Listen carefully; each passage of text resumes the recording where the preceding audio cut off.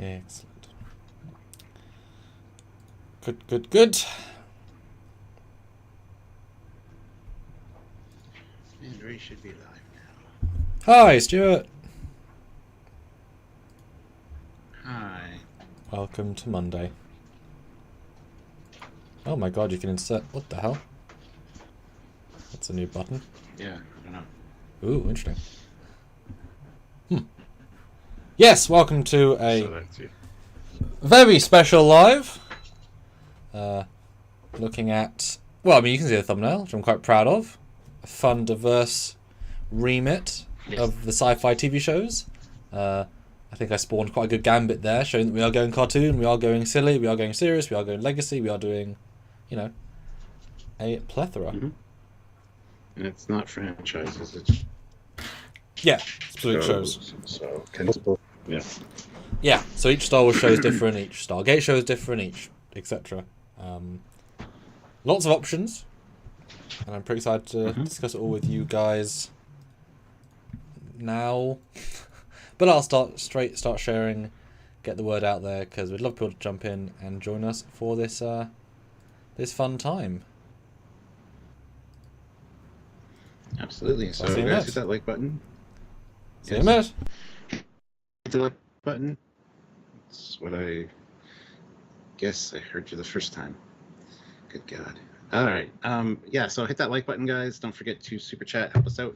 We want to hear your picks for the... There's like over 100 that we had listed, and we had whittled down to 10. We actually went with 3 honorable mentions just to kind of include some more because this was a difficult list. So anyhow, hopefully you guys can hear me okay. Looks like my signal's a bit shit for some reason, which I don't understand why, because I can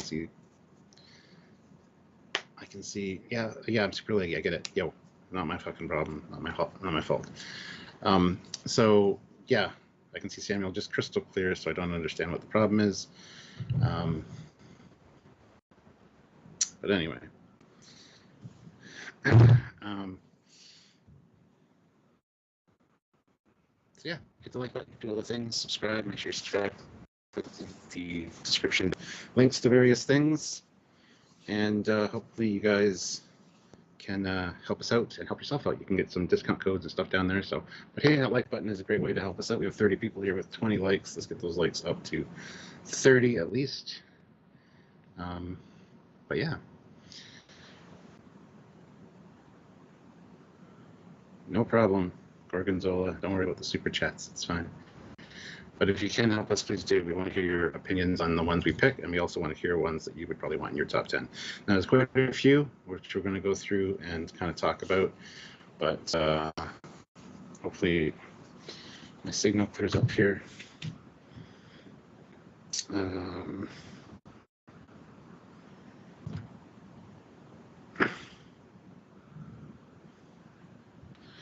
But let's see if I can get that fixed.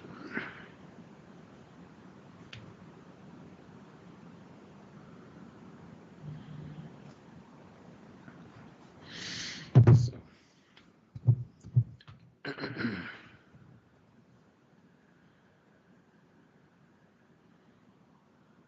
Anyway, guys, hit the like button. Still waiting for Samuel to share this and come back, because if my signal's bad, we should probably reconnect the call. But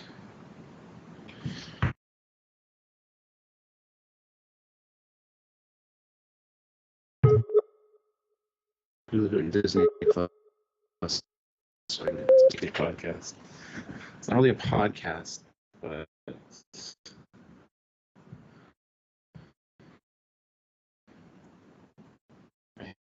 hey, when it's referred to as a podcast, we are a web series. So, but these lives could be, I guess, considered one. Sure. I don't know. Would you like to see if Buck Rogers makes it or not? But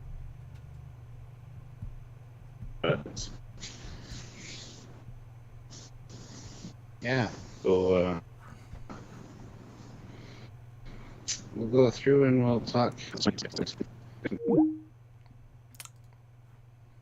Sorry, guys. Sometimes Stuart's internet isn't great.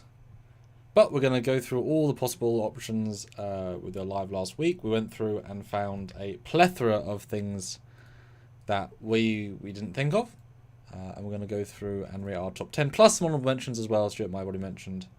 This is what a fantastic thing to go through and see if you guys agree, see what your guys are.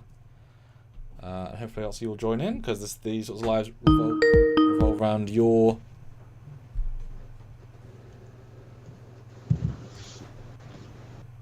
Why is that?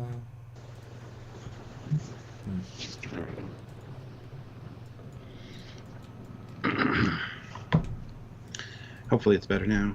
If not, I'll have to figure something out. Cool. So let's go through the options,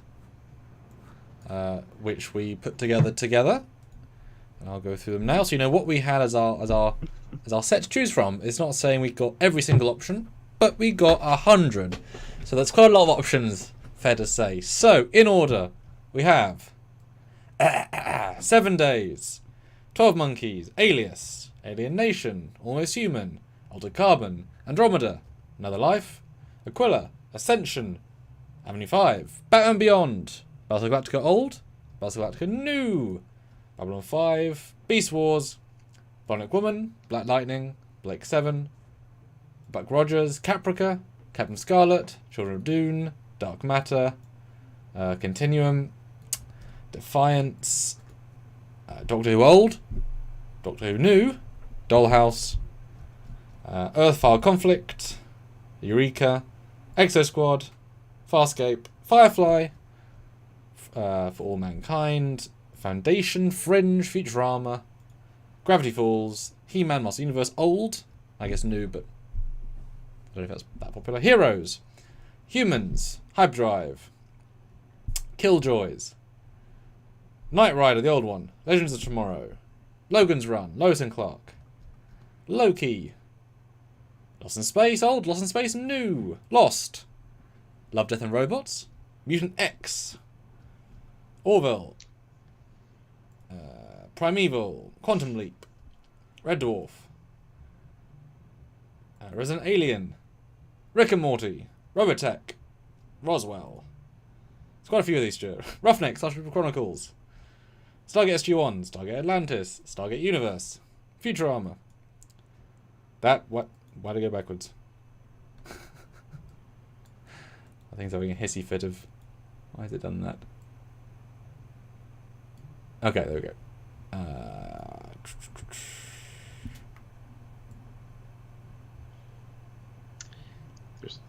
$6 Million Man, Sliders, Smallville, Space 999, Space Above and Beyond, Mandalorian, Obi-Wan Kenobi, Rebels, Clone Wars. That's... Well, it's starting to just... We're almost at the end anyway, but, lots of items. It's starting to crash a bit, so... It doesn't like 200 in quick succession. But yes, lots of options. Lots of possibles. Now, tell me then, Stuart, how was this for you to do a list? Because was it a case of too many options, a bit harder, or was there still clear winners, etc.? No clear winners. I just went through a list and threw stuff I really wanted to be up there in the folder, and I came up with 15. Now, we are doing 3 honorable mentions, so we have 13 each.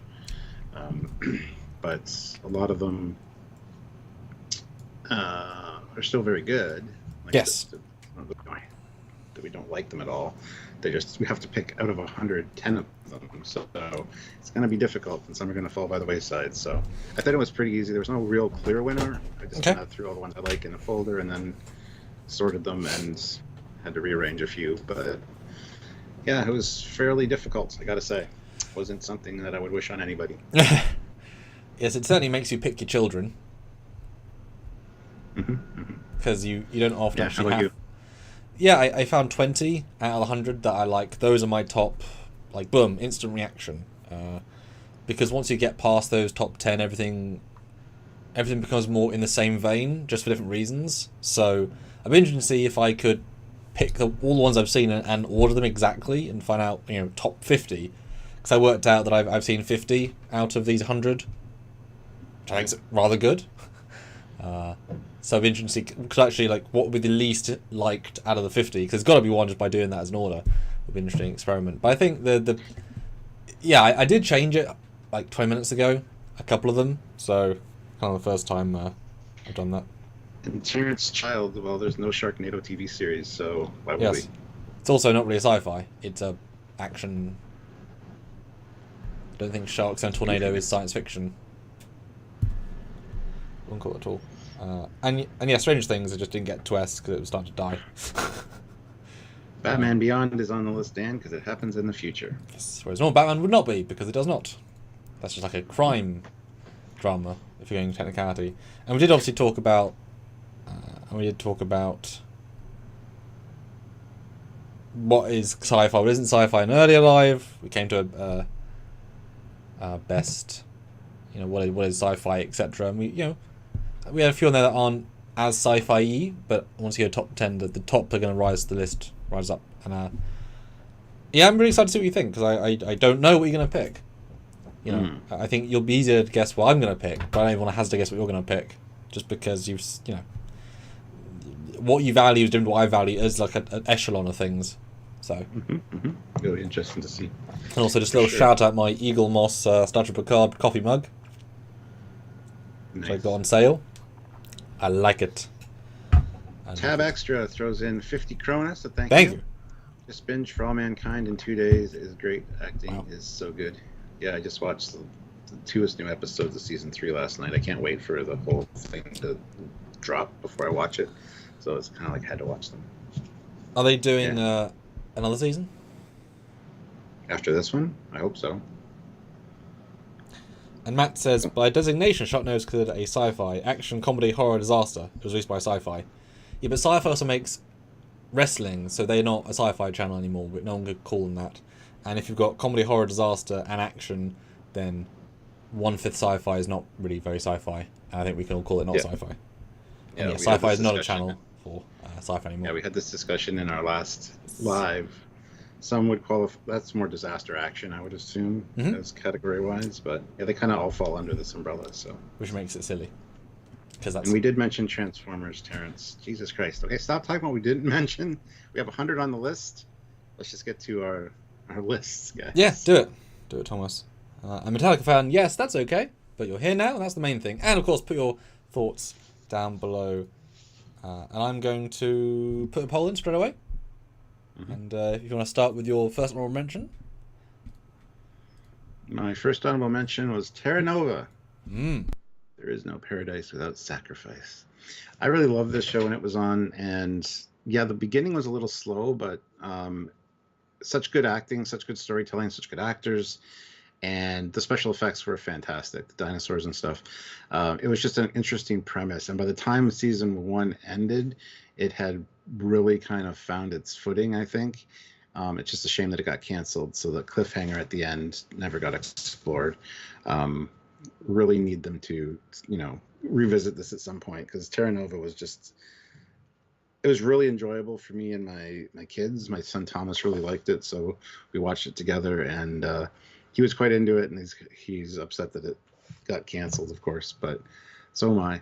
I think they stepped up their game a little too late in the season, as far as making it compelling.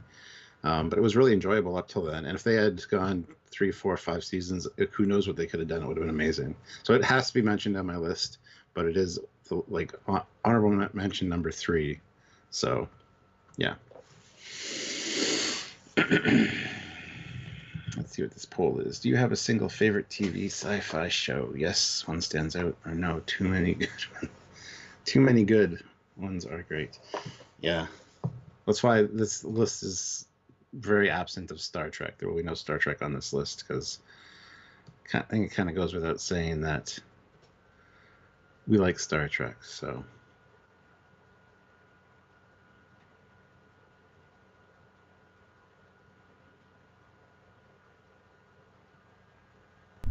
yeah. And it's funny, I think Terra Nova was certainly such that I really enjoyed it when it came out, and I just realized the thing didn't swap to the. Sorry, there you go. Yeah, it probably should. It was trying. I think it was assuming it was going to be multi-year, so they felt they could have the time to develop it, but they probably start the actual main story 4 episodes sooner to kind of build in that. Yeah, I need to know what happens next. Mm-hmm. And I remember reading that first of all their guns are Nerf guns repainted, which made me laugh because they looked sci-fi. So they're all found props. That's why they were for a certain time you could just find them and paint them. It was easy. And I believe that I can't remember what. I think it was filmed in Australia, New Zealand. But the entire complex they built that stood for like years later because they weren't going to destroy it because they thought, well, it costs money to destroy it. We'll just leave it. So you could go to this big grand site for a whole lot of years after and visit. Cause it was like Steven Spielberg. He put the money in. He thought we're going to invest. What's weird though is that it feels like a giant complex, but it also didn't feel the most expensive either. So it's kind of like the Baku village in Insurrection. It's like it doesn't quite come across this big, massive, expensive thing, but it probably costs a tenth the budget to build that one thing, and this was obviously huge as well. So I don't know. Certainly one of those things that if they had multiple seasons, it would have paid for itself. But I just found it also really funny at the time. Really funny at the time to hire the Avatar Colonel guy to be the Avatar Colonel guy again. Like, it was like 1 year later, the exact same character was just. I mean, he's great in it, but it was just like you just hired him for the same thing. Cool. Made me laugh. Yeah. So, what about your last place honorable mention? Yes, so I actually did 16 because I thought, but yeah, my 13th honorable mention is Rick and Morty. And this is one of those things where I thought it could have been higher, but it kept getting everything kept getting edged out. Which is the fun and problem of this. It gets my 3rd honorable mention because it's a fantastic show, very clever, very interesting. Is that not showing up? Yeah, okay, cool. Displayed. Yeah, fantastic show, very clever, very in depth. Some of the stories are just out of this world good. Some are a bit lackluster. There's quite a variety of quality in this show. It was originally made as a Back to the Future parody short, and then turned to a real show. It's just a crazy drunk Doc Brown and a younger Marty. It's very clear the genesis of it, but it doesn't quite have the there's not as many episodes, so the overall quality versus other shows who had more years, more seasons. So that obviously goes against it a little bit. And because some of it, so it's quite uneven, and some of it's obviously a bit pretentious, etc. So it's very, very good. When it's phenomenal, it's like 9.9 out of 10. But I just couldn't quite, for me, 10th, 11th or 12th, but still phenomenal. And certainly very happy it got invented, because it's one of those few new IPs that is going to stand a lot further than other shows. Like some of these shows in this list, like Dark Matter, or that those aren't living past their air date. This will keep going for a long time. It's made a real network. Yeah, I think I've probably seen 3 full episodes, and then pieces of other episodes. It doesn't interest me. Yeah, I've been told I need to watch it, and I probably will at some point. Just have not got around to it yet. So there's one time loop episode that is groundbreakingly smart, and one of my favorite episodes is just really, really just understanding every point of the spectrum of the story, and then destroying your heart with a sledgehammer. Amazing. Oh, good God. Yeah. Well, I don't know if I want to watch that then. No, it is. Yeah, fantastic. It's kind of like the Futurama episode with his dog. Yes. Or it hits you harder than that. That's sweeter. The other one's more oomph. But yes. Wow. Okay, cool. Cool. Well, that's our last place honorable mention. Yes. My next honorable mention is Stranger Things. More horror based, I think, but still very sci-fi elementy, and fantastic writing, superb acting, great storytelling, very original premise. It's been a joy to watch it. I wait for the last part of the final season. It's coming up July 2nd, and if you haven't seen Stranger Things, go check it out, guys. I don't know who hasn't, honestly. But yeah, it's just a fantastic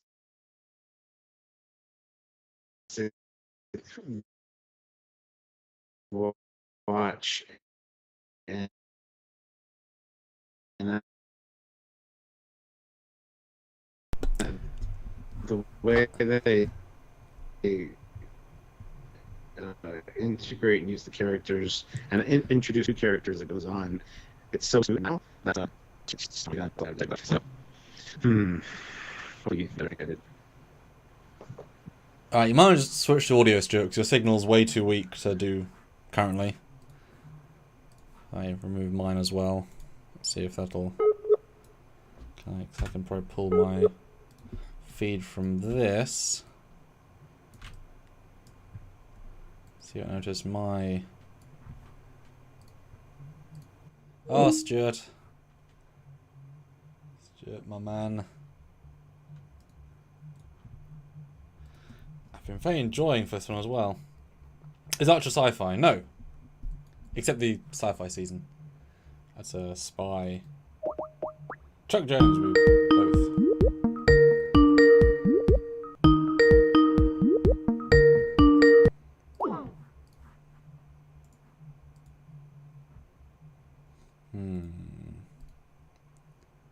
What does he say? Okie dokie. Well, I'll jump to my next one we'll mention while Stuart resets his internet. Yeah, use cue cards. But yes, let us know your top ones. I have yet to see Stranger Things. I've been sort of saving it. But I look forward to seeing it. I wouldn't consider it sci-fi from what I know of it, but that's because I don't know much about it because I've been trying to avoid stuff. But my next one I'll mention is 12, a Doctor Who, the new season. So it did not make my number 10. Is that controversial? You tell me. Yes, the newer season of Doctor Who, which goes from Chris Eccleston to the new chap, who's just been announced, for me is it's very, very, very variety of quality. Because it's made by three different showrunners with entirely different production crews throughout the years, different casts, different technique, different technologies. You can really see the evolution of tech throughout the show versus other shows where it just kind of bleeds into itself. Radically different mentalities of storytelling. And with each new Doctor coming in, the show changes radically, for better and for worse. Each Doctor is given really terrible stories and really good stories, depending as well, which is a shame, because you can see where they could shine, and then radically different. Yeah, but yet you still see where they suck as well. So for me, this one is tricky because there's so much bad, just flat out really bad episodes.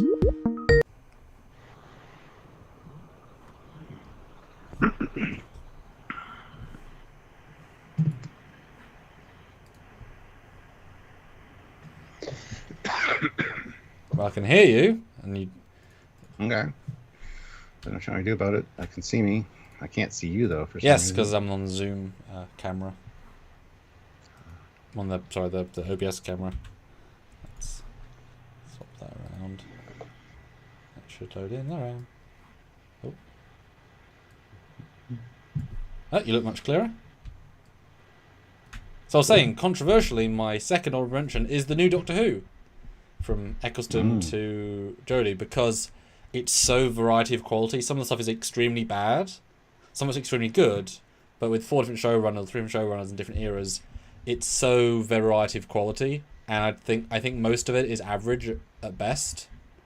Overall, like I wouldn't watch half of it just because it's just not that interesting. Some of it's exceptional, but that's all things.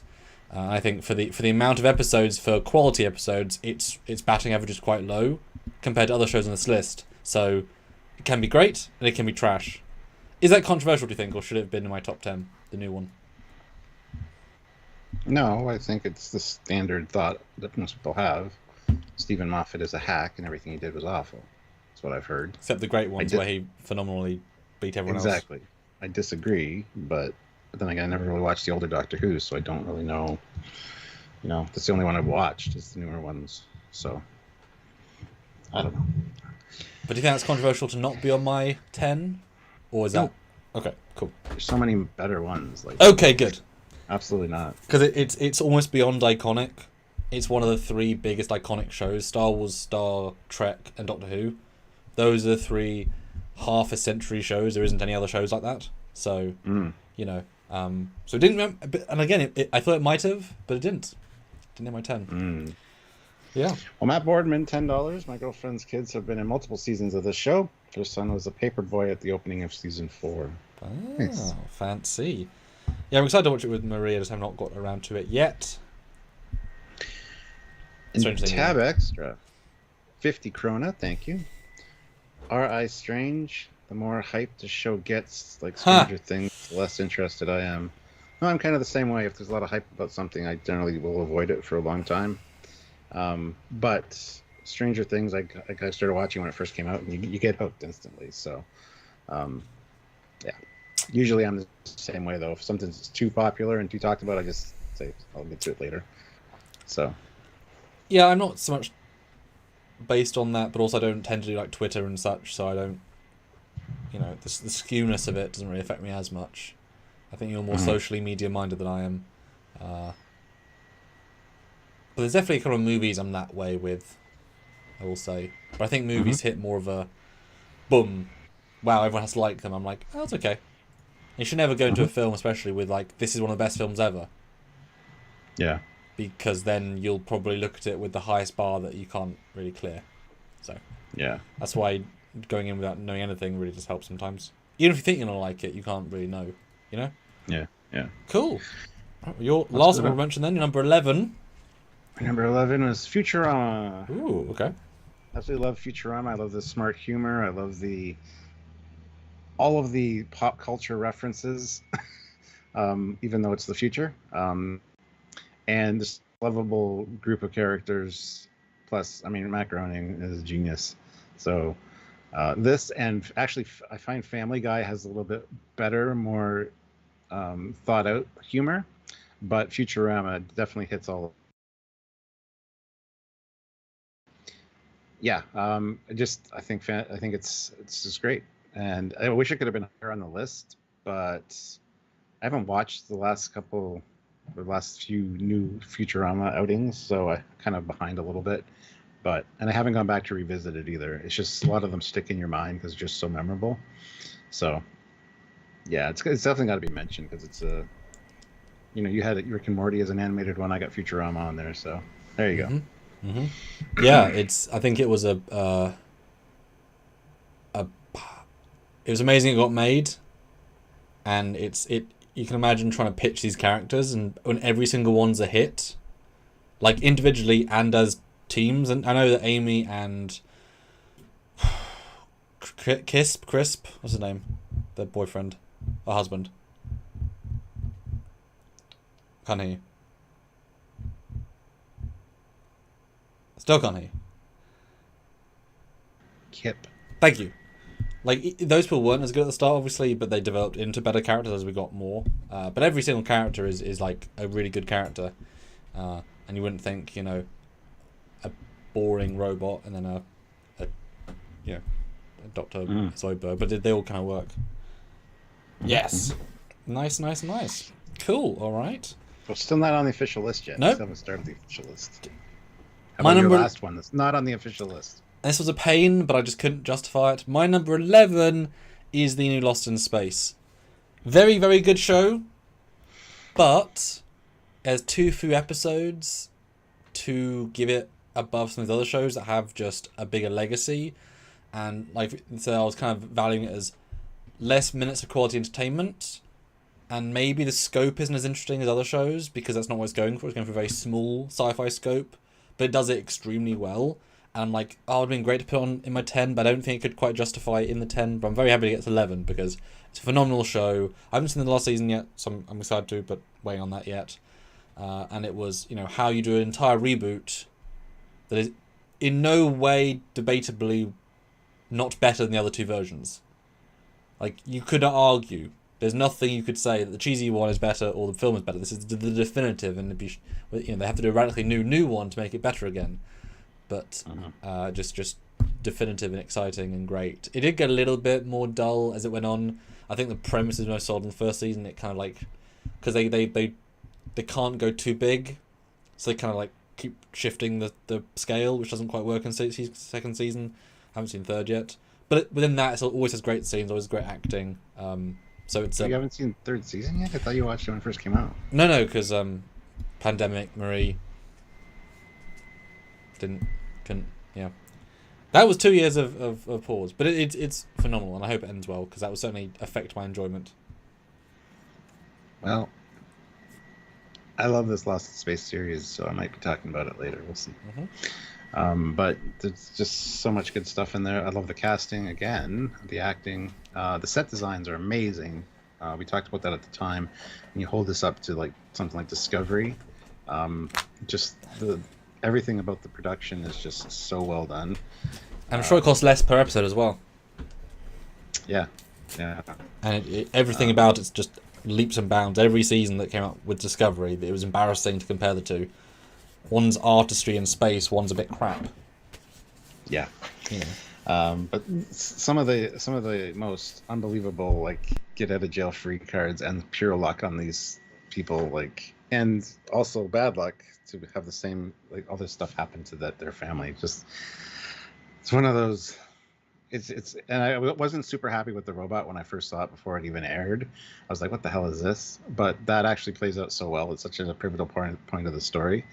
And even into season 3, and to wrap it up, it's a perfect reimagining of an old franchise that was campy and silly, and is now very cool as a result. So I've seen a few episodes of the original, and I'm not a fan. It's just fun. Turn off your brain, leave it in the background kind of stuff. It's not worth really paying attention to, but. This definitely is. This is turning kind of campy, weird, funny sci-fi into something serious. So, and spoilers, you've been warned. But what a trick of genius to have the robot be an alien, because that instantly diversifies the story from just, look, we made a robot. He is bad. He is good. He is a friend. To, well, now he is a central part of the story without just being a secondary part of the story.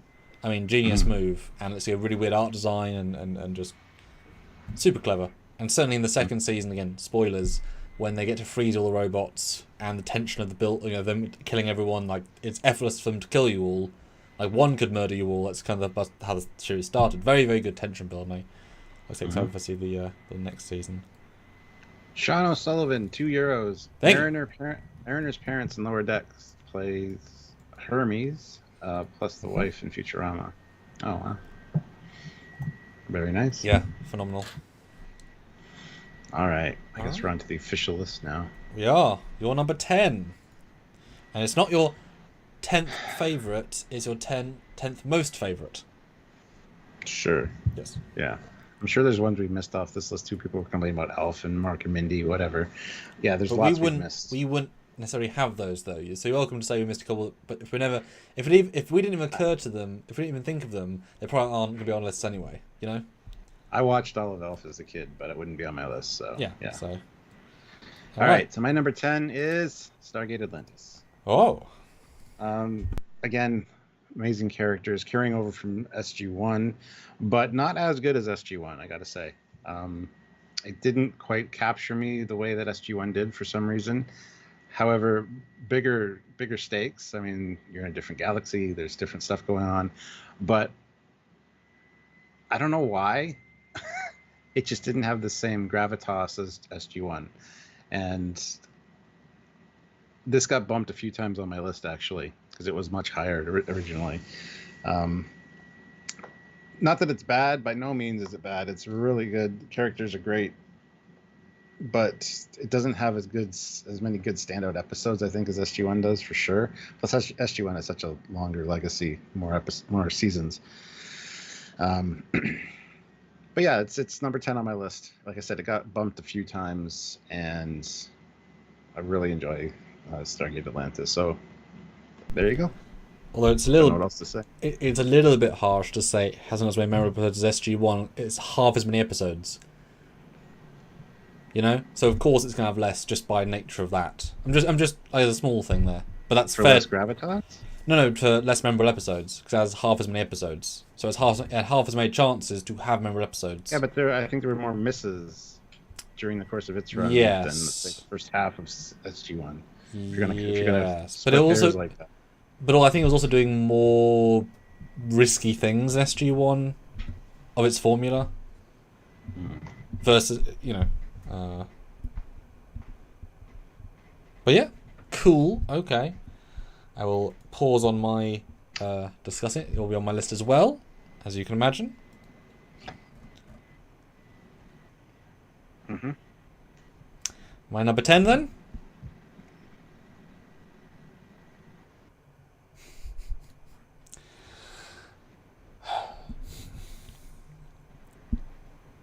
Mm-hmm. My number 10 then is the classic Doctor Who. So it jumped the list slightly. But I think, having to pick between the two, I enjoy the old Who more than the new Who, because it has the advantage, of course, of having, hundreds more episodes than the new Who. So the hits and miss ratio is hugely skewed. I think a lot of the characters had super interesting portrayals. A lot of them weren't as when it was younger and fresher, each new Doctor brought a super different thing to it. You look at Tennant, he made the mold. Matt Smith did his own thing, but everyone's trying to do sort of it's kind of like, how do we recycle the formula again and again, whereas originally it was, let's go this weird direction, etc. And obviously they've got truly iconic episodes, obviously, and you've got to look at it in context of the time as well, because it was doing, hoity-toity sci-fi when a lot of us weren't even born, etc. And there's obviously a reason why it's lasted for almost 60 years. I just think the character moments and the lack of... I just think overall you've got to give it to the one that has 10 times more episodes, more writing. They don't have as much. I criticise Rusty Davis's era for half the episodes are running. Cheap drama. Run! It's like, okay, well, can you tell us some stories? And the old Who focus more on standing, talking, debating, developing characters, even if they would kill them off and whatever. So I just out of the two. Yeah, I'll go with old Who, but again, it's a huge spectrum of things. And the fact I've seen basically every episode except Tom Baker's run, just because it wasn't on when I was trying to watch it, but I've seen everything from 3, 5, 6, 7, 8, etc. So yeah. I've seen none of it really, so I can't really judge it, unfortunately. Yeah. I mean, the thing is, I've seen a lot of the older stuff, and people complain that Star Trek has cheap sets and stuff. It's like, yeah, but it's a product of its time, guys. And they weren't cheap at the time; they were expensive at the time. I'm not going to judge it based on that. So, but I don't know. I couldn't put it on my list because I haven't watched it. So. Oh yeah, exactly. Some of these I haven't watched. I only watched like I said, I went 54 of the 100. Yeah. And oh dear, only a few of them 54. were complete series. Yeah. A lot of them were like a lot of episodes, but yeah, so. Yeah, Doctor Who was never given the budget it deserved, but also just at that time, American television was just a bigger industry than UK television, even though we were around longer. And so I think for the equivalent of one episode of Star Trek, it was like an entire 6-part. Doctor Who was one episode of Star Trek, so the budget was a lot less. That's why I focused more on the acting and focusing it down and doing, having the lead be so strong, etc. And obviously that varied over time, but in general. But yeah, guys, hit that like button. Now we have 61 people here, 47 likes. Let's get up to 50 at least. Hit that like button, and don't forget to keep super chatting. We do read them all, so if you want to get your thoughts in on something we've talked about or one that you think should be on the list, by all means do so. We will read it and we'll talk about it. Yeah, we're less than fourth our minimum, and we thought this would be a big one. So put in your ones you enjoy, what you think about our things as we go. We rely on that stuff, so help us out if you can. Now, my number 9. Number 9 is Quantum Leap, which is an odd one because, yes, it's sci-fi. The whole premise is time travel, and you got a hologram from the future who's using a super powerful computer to just sort out what should be done in, to help out Sam. However, it's more drama based. Like, it's definitely small period pieces. It feels like an almost anthology in a way. And Scott Bakula is just fantastic in it, taking on all these different characters and roles. He does such a good job. And this was my first introduction to Dean Stockwell as well. You gotta love Al.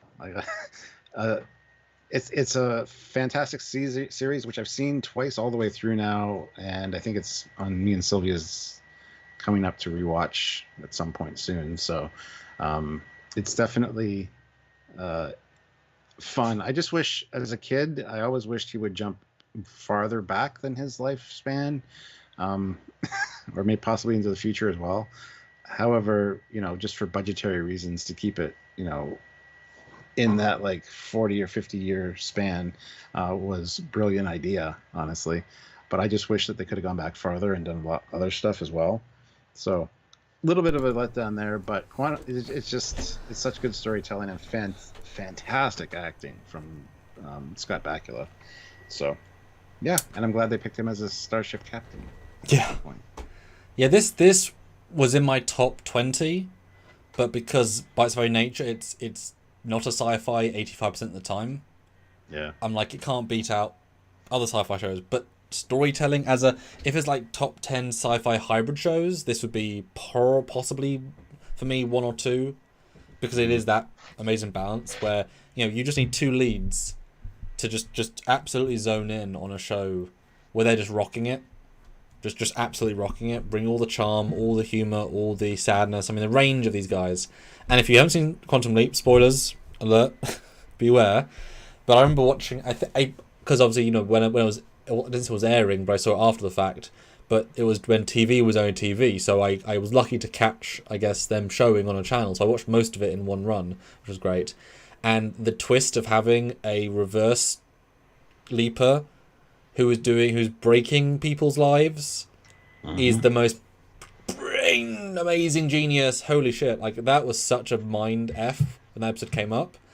And then he sort of fell for her and the reveal and just, I mean, I think she came in 3 times, I think. But just genius. And to have, and also when because most times it was the same sort of formula, but occasionally he'd leap into his same story again from a different person, and that was always a mind F. And the couple of times he did jump beforehand was great. When he jumped and he went into Dean Stockwell's body to help his life was crazy. Like, when they broke the formula, they were so satisfying. It's like having a multi-Doctor episode. It's like, boom, they did a big thing, and they were always standouts when they do something special. And some of them so bittersweet and poignant. Yeah, really, yeah. Like I said, I can't wait to get the Blu-ray. It's just very expensive. And then get a full rewatch in HD. Mm-hmm. Yeah. Cool. Yeah, nice. All right, so that's my number 9, I believe. Yes. So your number 9 is Eureka, the Canadian 2010s show, around the same time as BSG and Stargate, Atlantis, SG-1, and Enterprise. I mean, the golden years of sci-fi. Holy hell! Are you kidding? That many quality shows all at the same time, all being produced in Canada, pretty much. I mean, you've never had that many good shows all at the same time that all have good quality, all unique perspectives. Amazing. Eureka. It beats a lot of other. It beats the other ones because, again, more episodes than Lost in Space by an absolute mile. 26 for 5 years. That helps. The cast is much larger and more diverse in terms of what they bring to the show. So you have a lot of different stories. The setup was phenomenal, and the premise is a winning premise. It's shocking it wasn't made earlier. And there's just enough CG. They could do a lot of CG concepts, but it was early enough in CG that they relied on a lot of practical stuff. So it wasn't like, wow, here's a sci-fi alien of the week that looks a bit naff. No, they kept it very to the core, so it holds up better in that regard. The main guy is phenomenal. I almost got to meet him once, but he doesn't do a convention circuit, and he does another one, and yeah, a whole thing. But I would love to meet the guy. I really liked him in the show. The main cast were all fantastic, and just it was a masterclass almost of episodic storytelling, because every week it was a brand new, fresh science mystery, and also very distinct season arcs. Sometimes really too distinct, which was sometimes its downfall. Because if the season arc wasn't working, that would always put a down on a good episode, because they would spend 30% of an episode on the serial arc, and if that was just weak, it pulled the whole thing down. How many seasons did it have? I think 5, and they barely got their 5th. But 1, 2, and 3 are really good. 4 is a bit weird.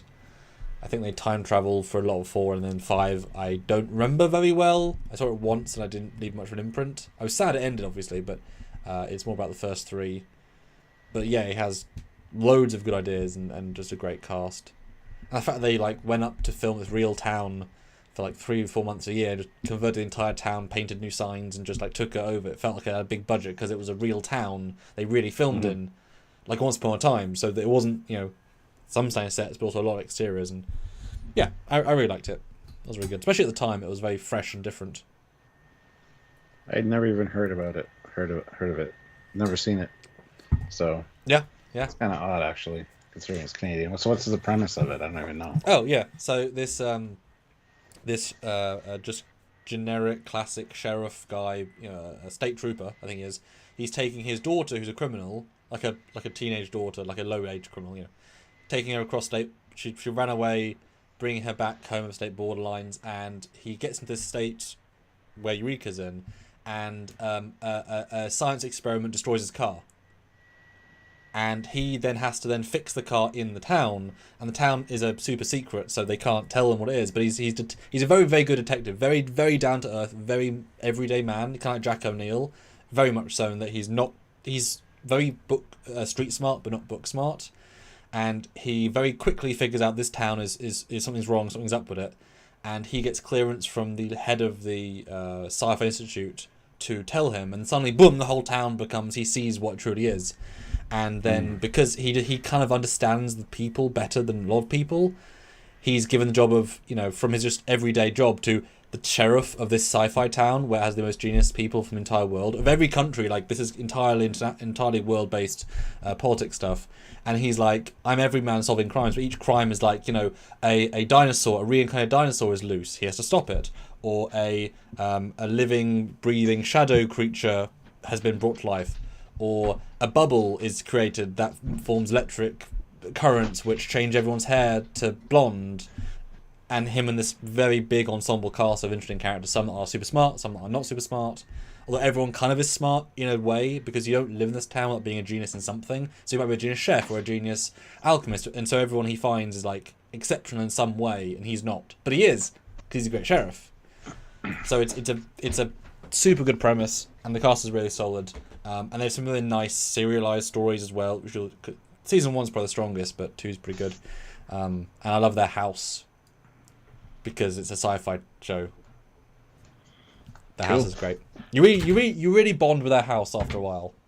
The house character. Nice. Yeah. Thomas Ellerman throws in $20. Thank you so Boom. much, Tom. Thank you. The time tunnel for 1965 was similar to Quantum Leap. Yes, absolutely, same premise. Yeah, my dad loved that show. Yeah. Oh, and yes, Mark Lawrence. Eureka was in the same universe as Warehouse 13. They had a crossover episode. They shared the casts. I never saw that show, so I couldn't quite enjoy it. But yeah, I mean, watch it. You'll enjoy it. It's it feels very sort of gentle 2000s, 2010s. It was before everything got too political, but when they had enough CG and money to make it look good. Kind of that nice middle bit. I'll have to check it out. All right, so going on to number 8 now. My number 8 is The Expanse. Ooh, that might get you some hate, Stuart, but it's not number 1.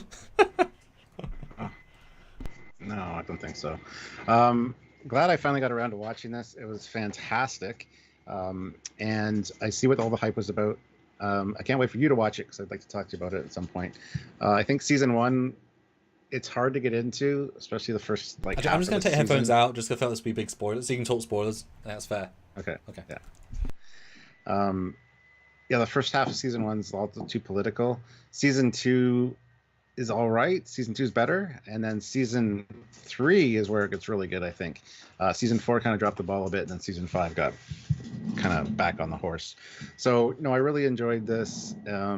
Fantastic storytelling. The cast is awesome, although they had to do a weird character thing with one of them, obviously, because he had some real life problems, which I hated because he was a good character, and just the way they ended it was kind of stupid.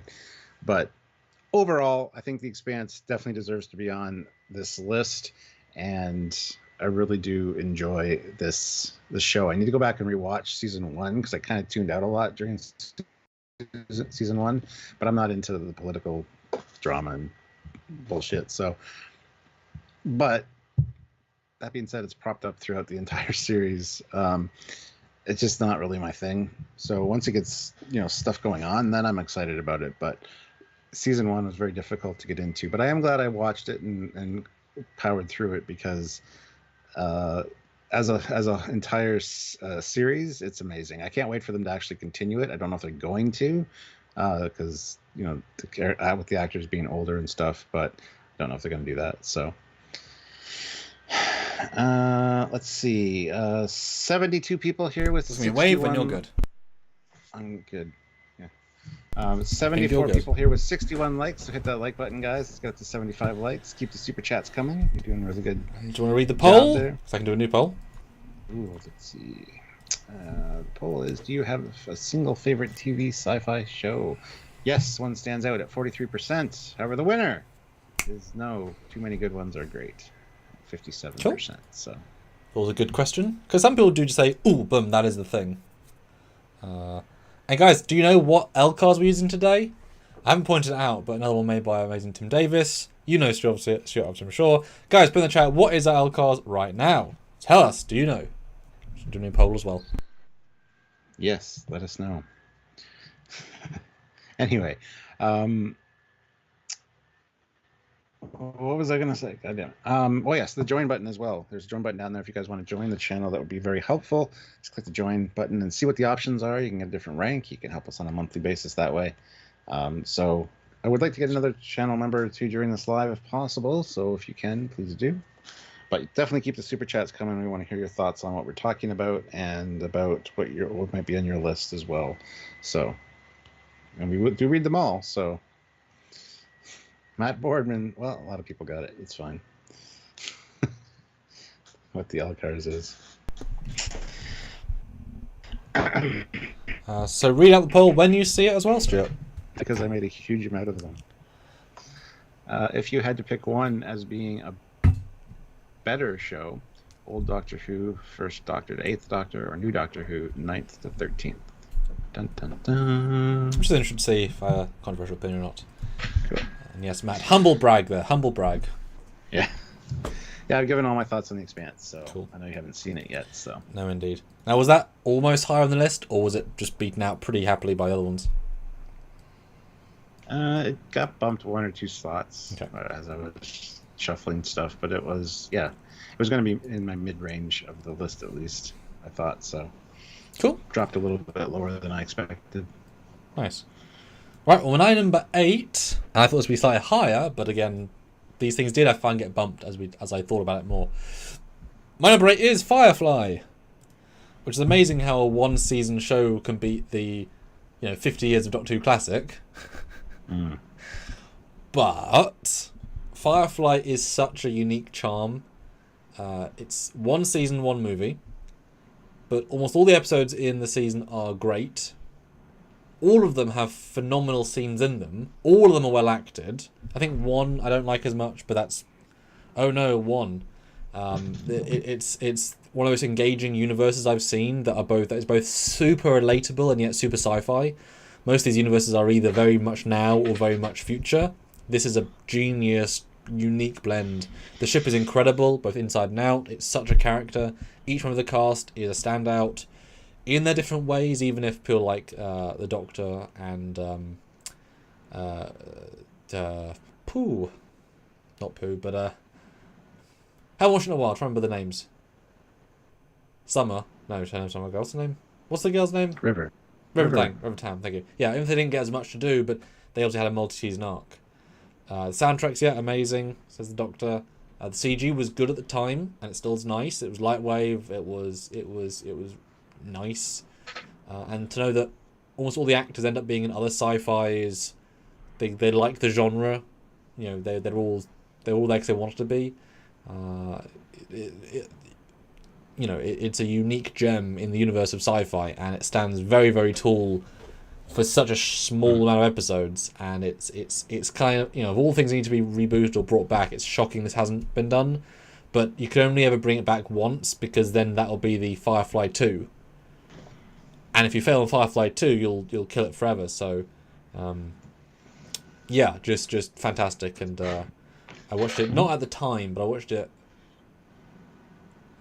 a couple of years later, which is a problem because a lot of people didn't watch it at the time. That's why part of why it got cancelled. But when you give a show the wrong release order, that's Fox had so little respect for it. 13 episodes they released. They released the pilot last, and so they had to release the third episode first, which they then shot second, knowing the pilot was going to be screwed around. So they had to make a second pilot, which actually better in a lot of ways, to have have a second first episode, which still highlights everything again, but not in the same way. And they released everything out of order, so there's no through line.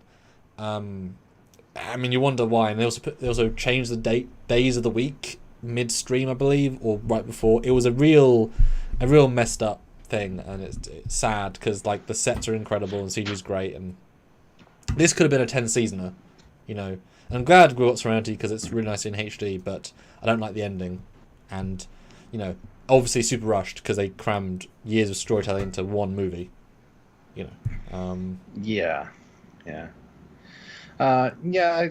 I enjoy Firefly. It wasn't quite as good as I expected going into it, which is a shame. I did enjoy Serenity. It's just a good movie as well. I think the ship looks better in Serenity. I'm not a fan of the ship, honestly. I don't like the ship design. It looks very much like a horse from the side, but I think that's part of the Western kind of feel for it. Interior, though, is very realistic and cool. And yeah, great cast. I love Nathan Fillion. It's funny, like I said, we're watching Castle. We're on the last season right now. And a few of the Firefly actors show up. Yep. The last episode we watched had River in it, actually. So it's cool seeing them back together. But yeah, they definitely needed more seasons, for sure. But good show. It just didn't make my list. Okay. Yeah, for me it's that star that bronze so bright, but not for long. Not for its own fault, but it's so bright, and it's just. But Mark says, actually, I see Doctor Who as one series, not classic and new. It's the same show. And Chuck counters that and says, but it was cancelled. Is Star Trek one show? Yeah, if you include them as the same show, then TNG is just Star Trek TOS again because it's just pushed further in the era, to some extent, etc. But I definitely consider it two shows because there was a big gap between different producers, writers. No one came back for the show, so it's definitely two eras, which in itself are different eras. Every 10 years, Doctor Who's a different show, just because the black and white is very different to coloured. Coloured's very different to the less good time of Sylvester and Colin. It's all many different eras of Doctor Who. But yeah, Firefly right up there. Thoroughly enjoy it, and I would like to do a rewatch. It'd be fun, and a young Zac Efron. Yeah, who just pops in for one episode. Cool. All right. Yeah. Cool. My number 7 is the Orville. Oh wow! Okay, cool. Seth MacFarlane. I wish he would have got his hands on Star Trek when he asked, because I think he would have done good stuff. But that being said, he created the Orville, which is like TNG 2.0. Same kind of storytelling, same kind of look. It's got that bright, vibrant, uniforms, and definitely has that Star Trek feel. I'm surprised they're not getting sued for copyright infringement. Even the captains have 4 bars and things like that. So, well, Stuart, they have warp. It's unchanged warp. The effect is identical. So they got quantum. But Star Trek went to hyperspace with Star Wars, and for some reason Orville just uses warp from Star Trek. Anyway, fantastically written show as well. Like some of the moral dilemmas they deal with are quite impactful, as all as Star Trek, and they aren't afraid to kind of go into the areas where other shows might not. They kind of go where no other show has gone before, except for Star Trek. But the cast is great again. The characters are all fantastic. The special effects, good. Ship design is good. It's unique for sure, and definitely is a step away from Star Trek in that regard. Just because it's so unlike a Star Trek ship, but yet it feels so much like a Star Trek. It's one of those. He did a really good job of putting this together, and you can see what he was going for. You can see that if he made another Star Trek show, what it kind of would have been like. So, and he's a genius, I think. The first episode, the pilot was a little heavy-handed with the humor, but they toned that down pretty quickly. Season 2 definitely had some fantastic episodes and some very moral quandaries that they had to deal with, and I think it was all done very well. Season 3 is still playing out, but so far so good. This is kind of like almost like Star Trek Phase 2, I guess. Orville New Horizons. They kind of changed a few things and improved the look and stuff, but we'll see how it goes. So far, I'm really enjoying the Orville, and I wish there were more seasons of it, because I don't even know if they're going to do a fourth season, unfortunately, which is a bit of a shame, but anyway. So yeah, that's why it's number 7 on my list. I'm really enjoying it, and every time I watch one, I'm engrossed in it. So right, yeah, nice. Yeah, I will say it's not on my top 15. It didn't even make my top 20. Because for me, 20 other better shows. It's good, but it hasn't got the same unique spirit. It's kind of lost that for me versus a lot of the other shows. So, yeah, certainly wouldn't have been in my top 10. It's trying, but no, it's lost too much of its uniqueness. It's too Star Trek now without the Star Trek canon to back it up. So, but still fine, still good. Cool. Well, good for them. Good for them. All right, you're number 7. Is Babylon 5 because, and this was I did swap this in Firefly because I thought I can't really have a 5-season show not beat a 1-season show, even if the quality of Firefly is more sort of condensed. No, Babylon 5, phenomenal, pretty ropey first season in every single way, but when they swap out the captain for a guy with actual charisma, and just more focus, I guess, and a bigger budget, and the CG drastically improved second season. It gets rolling very quickly, and the characters are very, very good. They're all distinct. You kind of... Well, the sets are very cheap, but they made them cheap on purpose. They were economical, but they have a character and design logic, so you get what they're doing. It's a universe rather than a... wow, this looks cheap. But the costumes are normally phenomenal. The makeup is outstanding. I mean, some of that stuff still beats modern day, even though it's just a mask versus a very complicated prosthetic. It still beats a lot of the stuff now. The races are extremely distinct and diverse and interesting with their own backstory, logic, history. They were super ambitious with their special effects. Really, really ambitious. They far more than a lot of Star Treks, in that they were showing, exteriors of planets with zooms and flying shuttles, and in TNG you saw a matte painting and a few moving pixels of people. Like, it looked better, but it wasn't as ambitious. And here you had, shots of ships going over Mars, and it's like, that's really... I mean, it looks like crud now from a technical point of view, but the cinematography is phenomenal.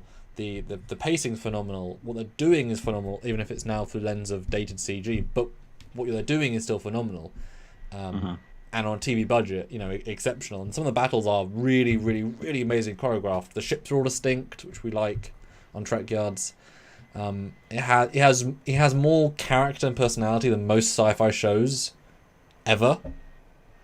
And the 4th season, when they thought they were going to get cancelled, and so he rushed 2 seasons into 1 season, the pace of episodes 7 to 20 is astounding. And it's probably one of the best seasons of any sci-fi show ever. I mean, you've got to watch the first 3 to get it, obviously, but just the pace and drama and nuance and character developments and twists and turns and exceptional. Season 5's a letdown on every single front possible, but he's given another season, and he'd already finished the story. But there's still some fun one-offs in that. It's far more episodic then, and some of the spin-offs are okay. It's that they couldn't ever capture magic again. But I know Bruce. I like Bruce a lot. I've met a lot of the cast. Just it was a really phenomenal show. But it couldn't quite beat other stuff on this list. But as a show, the quality of the writing and the fact that one man the showrunner, wrote. If there's 100 episodes, he wrote like 77. Like in the first season, he delegated, but he worked out that people weren't as good as him as it went on and weren't able to deliver as quickly, and so he wrote all of seasons 3 to 4 to 5.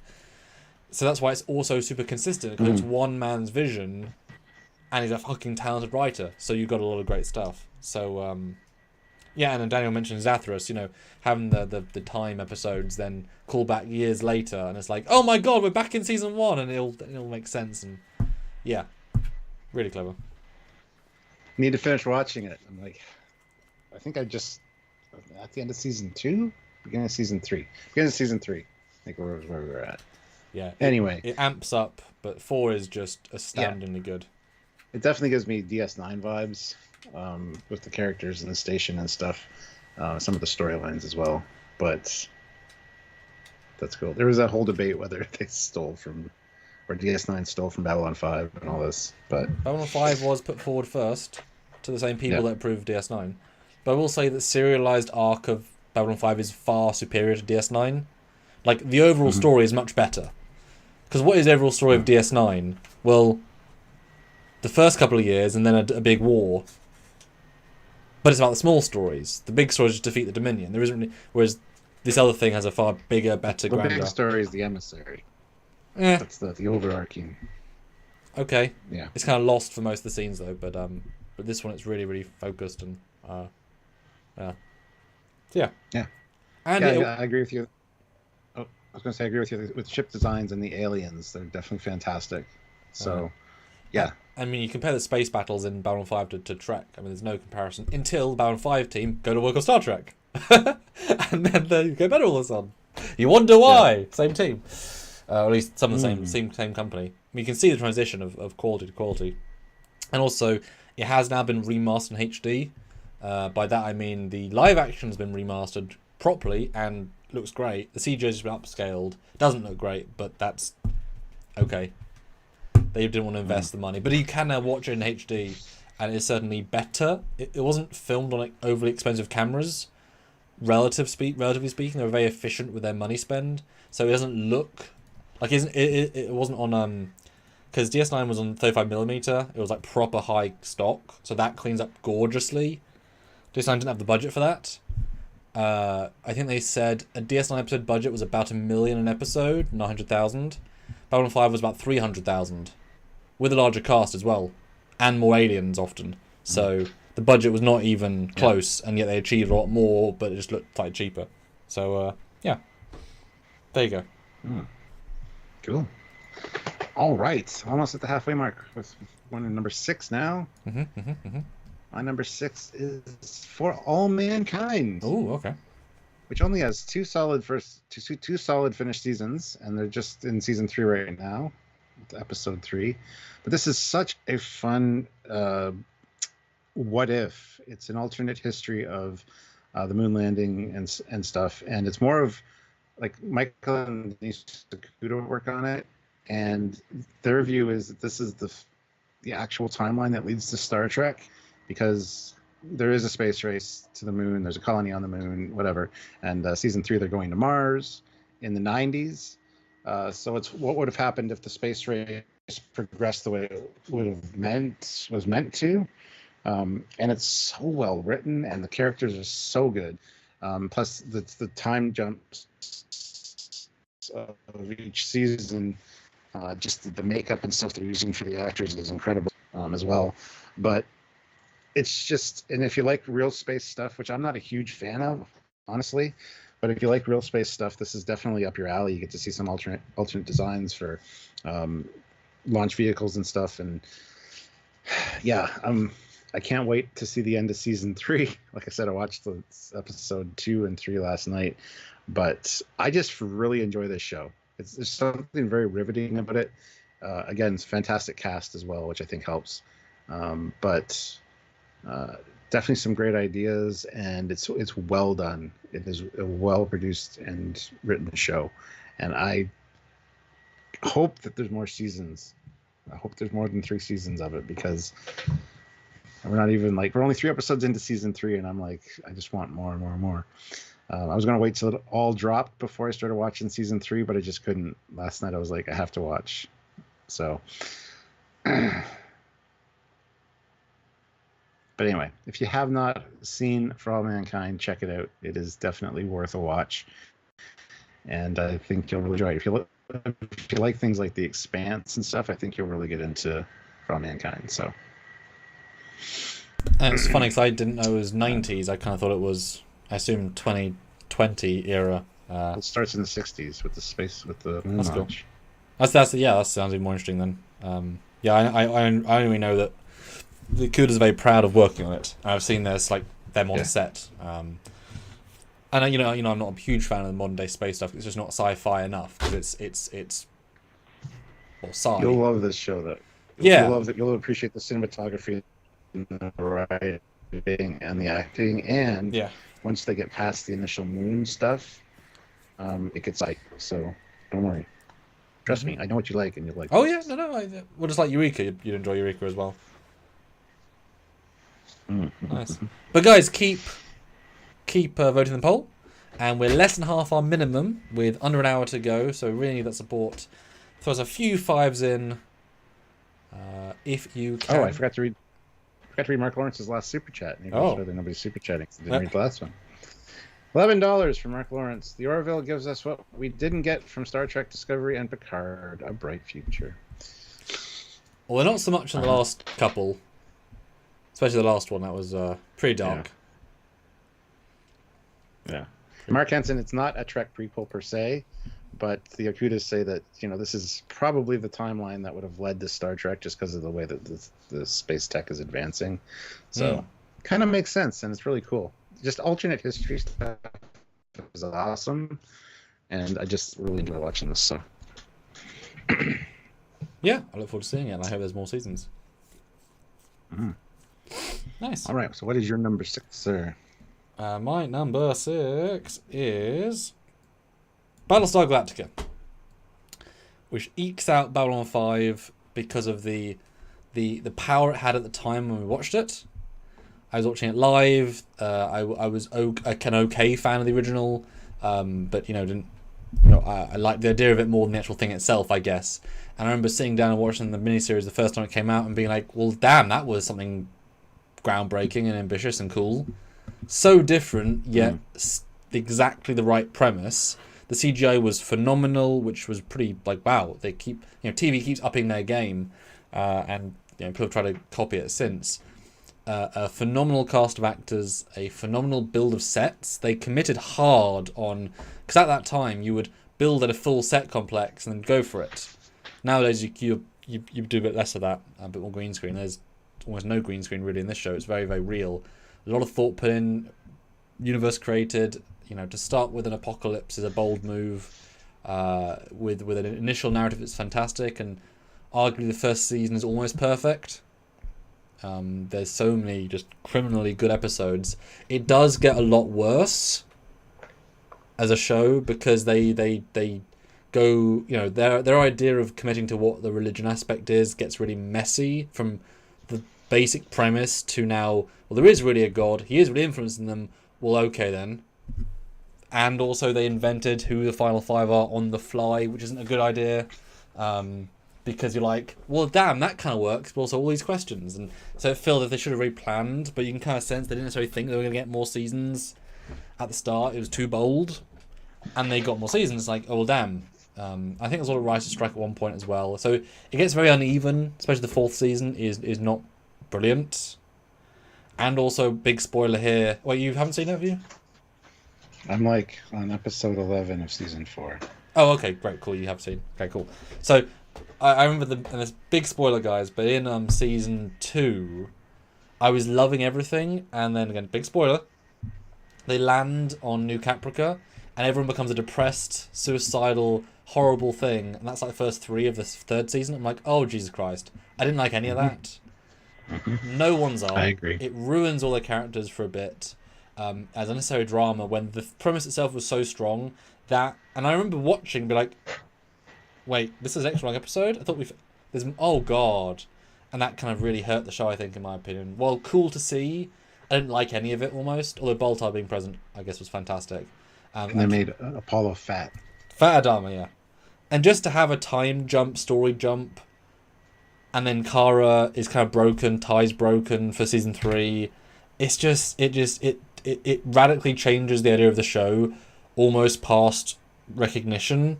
Then it gets into the really complex stuff.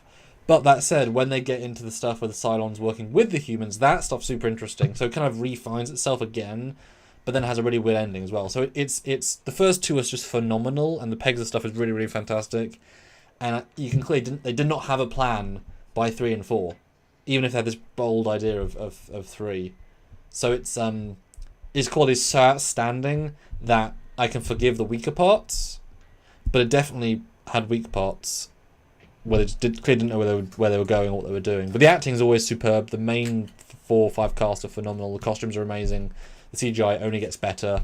The movies are all good. The Plan, Razor, and Blood and Chrome are all good. I really, really enjoy The Plan. Directed by Edward James Olmos and filmed the very last thing on the sets where they were torn down as a through line story from the Cylons' perspective, which I thought was super creative and clever. And this isn't a spoiler, but what I like about The Plan is that they used, this is more time to you specifically, Stuart, because when you get to see it, you'll appreciate it. They show a lot of scenes from the 4 seasons, but they use new takes that weren't used the first time. So the performances are different, even if it's the same scene. So you just know it's not quite what you saw, even if it is what you saw.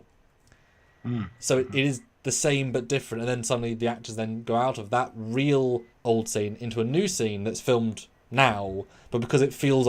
Yeah, it's really clever how it was done, and I imagine it was super cheap in comparison.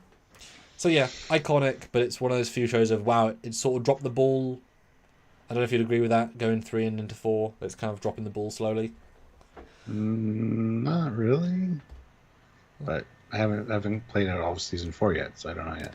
I think part of it, I was disappointed at the time as well. I've got that remembering. I think if I binged it now, I might enjoy it more. Just saying, well, it goes where it goes. But watching week on week, year after year, being like, oh, this is a direction I'm not enjoying, etc. And I've met a whole lot of the cast, and I love them all, and I'm so proud of a picture with Edward James Olmos in uniform. I remember he said, what do you want? Like, what pose? I said, just do your commander pose. And he knew exactly what he wanted. He did it. And I had it done for a second, and that was great. Nice. And the music is just mwah. Mwah. Just amazing. I mean, Bear, what a freaking genius. That was one thing I was going to say. I hate the music in it. I hate that. Oh. It's so distinct. It's beautiful. You know what works? Is the original Battlestar Galactica music. Because it's fucking awesome. It's a bit comical, though, in comparison. It's not, though. It's very heroic and epic. Yes. It's not comical at all. That's... So, yeah, I'll probably have more to say about that in a bit here. Cool. So. Let's go into our number 5. We're at the halfway mark. So, my number 5 is Lost in Space, the Netflix one. Okay, remake. Wow. This is how you take a 60s property that had an interesting idea but was 60s and campy and make it good and still, respect the original. This show really kind of blew me away. I didn't expect it to be as good as it was, and I definitely got hooked. Each episode, I was like, oh, gotta watch the next one. So it's insanely bingeable. It's designed for both. Yes. It's the mark of a good show that it can just hook you and you want to watch the next episode instantly. Battlestar Galactica is doing the same thing for me. So, yeah, 3 seasons. I wish there was more, but the kids really grew up quite substantially between seasons. But that's fine. It all plays out. But Dr. Smith, you need to get rid of her. You need to kill her, please. I don't know why they didn't get rid of her sooner. I can't stand her. She's integral to everything about the story, Stuart. She's not, though. She always fucks things up. But she was in the original show, Stuart, so she must be. He, in the original show, no, he was just a goofy goof. So, anyway, no. The fact that I hate her character, speaks a lot to the actress that portrays her.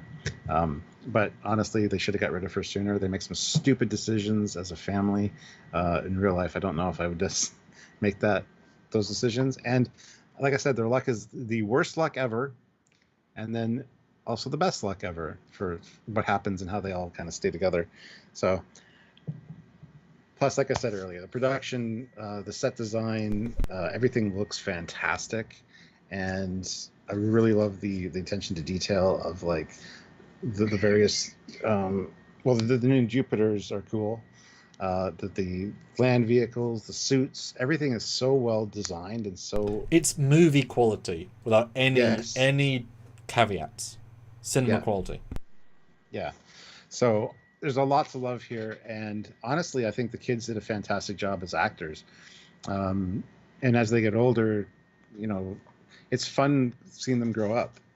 I think it's just, yeah, and the whole story of the robot, everything tying in, is just fantastic. I say fantastic a lot. I just realized that. However, it's a good show. If you haven't watched it, go watch it. There's only 3 seasons, and like Samuel said, it's very bingeable. Yeah, I'm going to quickly grab a glass of water, so I'll be back 1 second. Yeah. So that's my number 5. Go vote in the poll, guys. It's Doctor Who poll, and hit that like button. We have 77 likes. Let's try to get to 100. Keep the super chats coming. We're still less than half of our minimum, so if you guys can throw in some super chats, would be great. New versions of old shows can sometimes change the gender. Yeah, well, yes, obviously. I tried watching the original Lost in Space, comically bad. Yeah, it was just fun family show. Wasn't meant to be serious, so.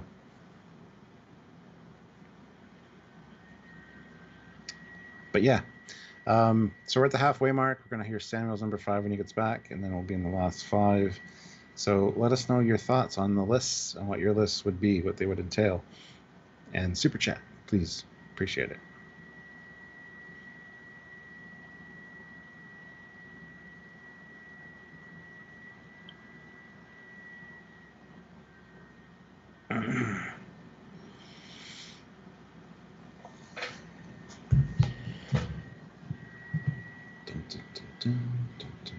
Samuel has had some teeth removed on the weekend, so that's probably why he needs water. So we're just taking a bit of a break here.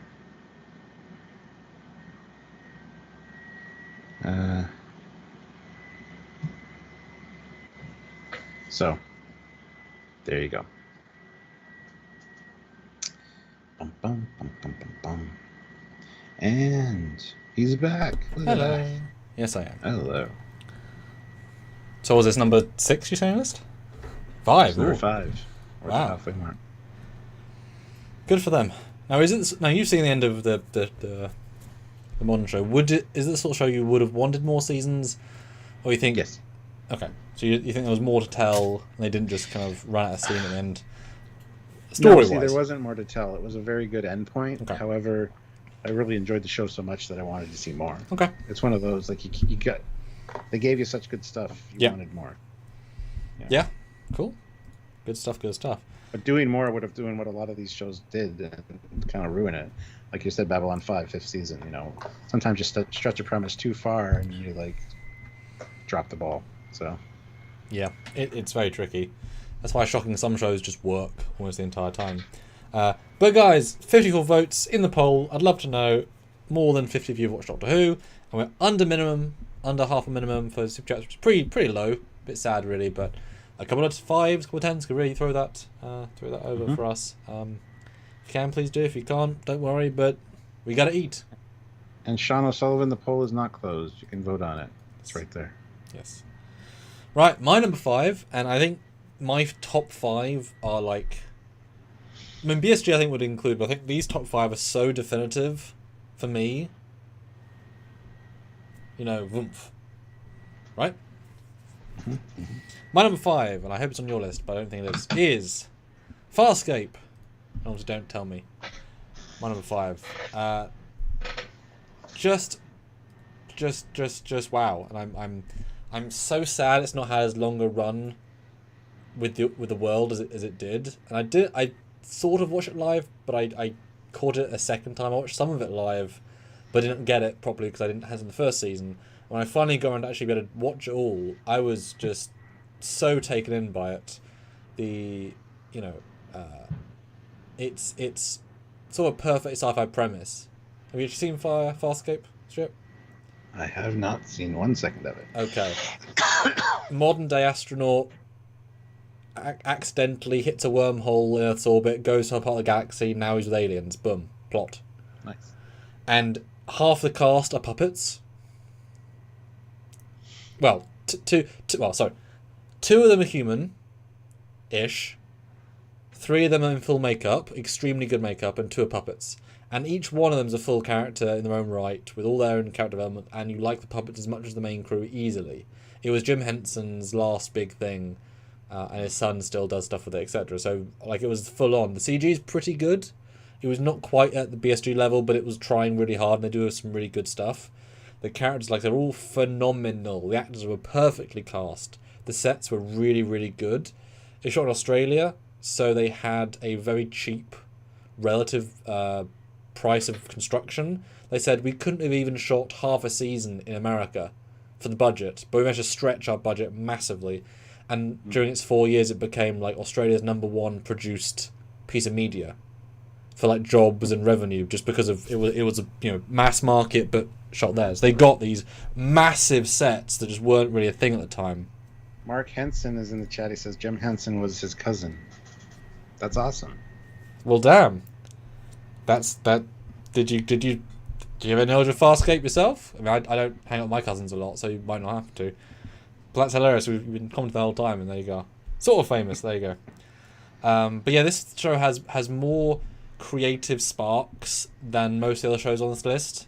BSG is a hell of a character piece, but this has so many great, like, wow, that's an idea. Wow, that's an idea. And it's not Star Trek, it's not Star Wars, it's not Stargate, it's not Firefly. It's so itself, and so interesting, so diverse.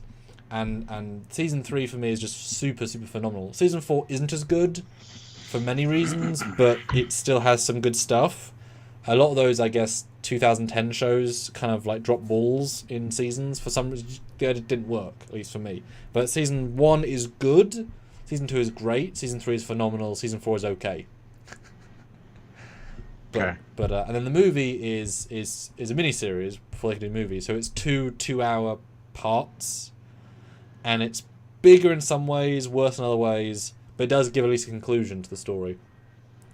Rose Kirby asks, what's your favorite character? Well, that's not a fair question. I mean, I could honestly keep listing them. They're all good in different ways. They're all really good in different ways. I guess between Rigel and John, because John is. I mean, you would love John Crichton. He'd be like your BFF. He's so like your personality. Again, similar to Jack, but in a different way. Because the only way he could cope with this much strange, kind of going insane.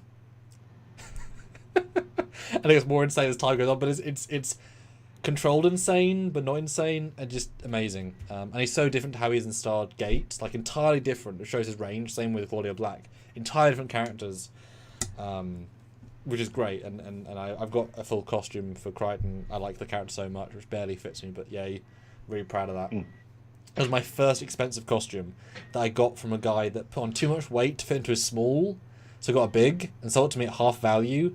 And I spent all my savings on it when I was like 15, and it just fit me. And it's technically a worse one than the new version, but I didn't care. The leather's amazing, and it's still one of my most prized costumes. And I bought their pulse pistol holster, again, all of my savings when I was like 16, like $100, like an import duty, and the lady, I bought some patches from later. Just really hell of a special thing. And I really fucking wish I had the CG assets from the show, because I really like them. I'd love to see that the cracks in the armor of how limited they were. But it was one of the only shows at the time made in 3ds Max by an Australian company, and so like that's so far removed from my contacts. But I'd love to see the original assets, because I think they would look real nice. But yeah, really phenomenal. And just yeah, I'll have to check it out sometime. Yeah.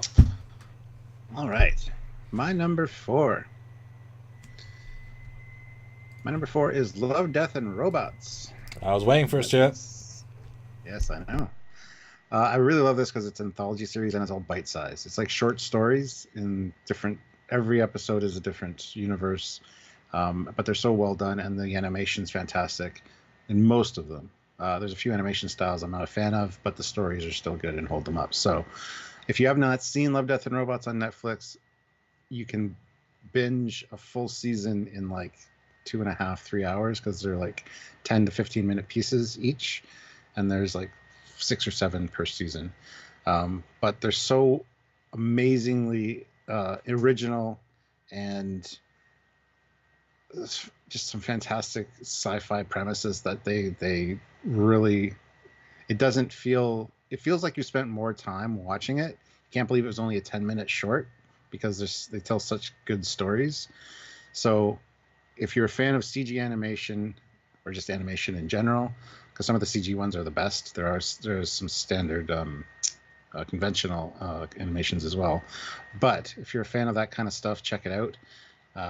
Just the anthology-ness of it, because I kind of sometimes get bored with things. So for each episode to be something new is really fun, and it's very bingeable to watch. So I would suggest it. Some of them are strange, some of them are funny, some of them are sad, some of them are very, very well done and poignant. So Love, Death, and Robots is fantastic sci-fi, kind of sci-fi at its best, because it's all kinds of sci-fi and all in one series, which is great. So don't know what else to say about it. It's just fantastic, and I highly recommend everybody watches it.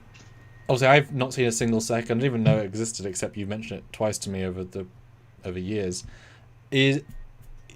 Without spoilers, since it's an anthology, are there episodes that feel like Stargate or Star Trek or Firefly or Farscape? Are there ones that have distinct... Oh, this is a Matrix episode. Like, in terms of a rough feeling, are there any franchises they kind of like pinpoint, or is it all super unique?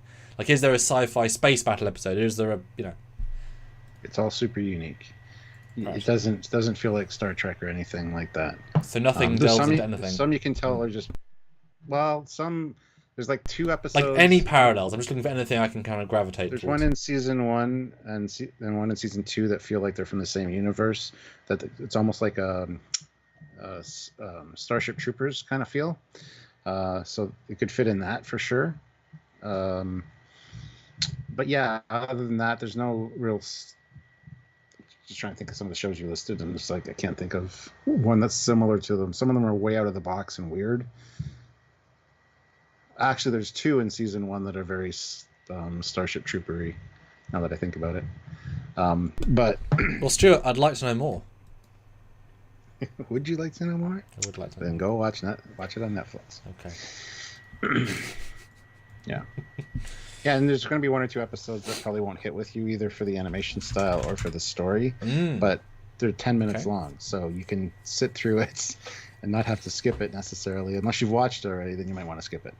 But they're worth watching at least, because none of them are very long. I think the longest one is like 15. No, I think the longest one's like 17 minutes. So it just feels like you've got like a sci-fi anthology book in front of you and just flipping to a page and reading like a 3-page story.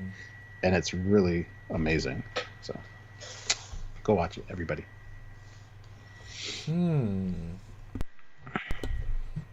Cool. All right, I like it. Cool. Okay, I've not seen it, but I want to.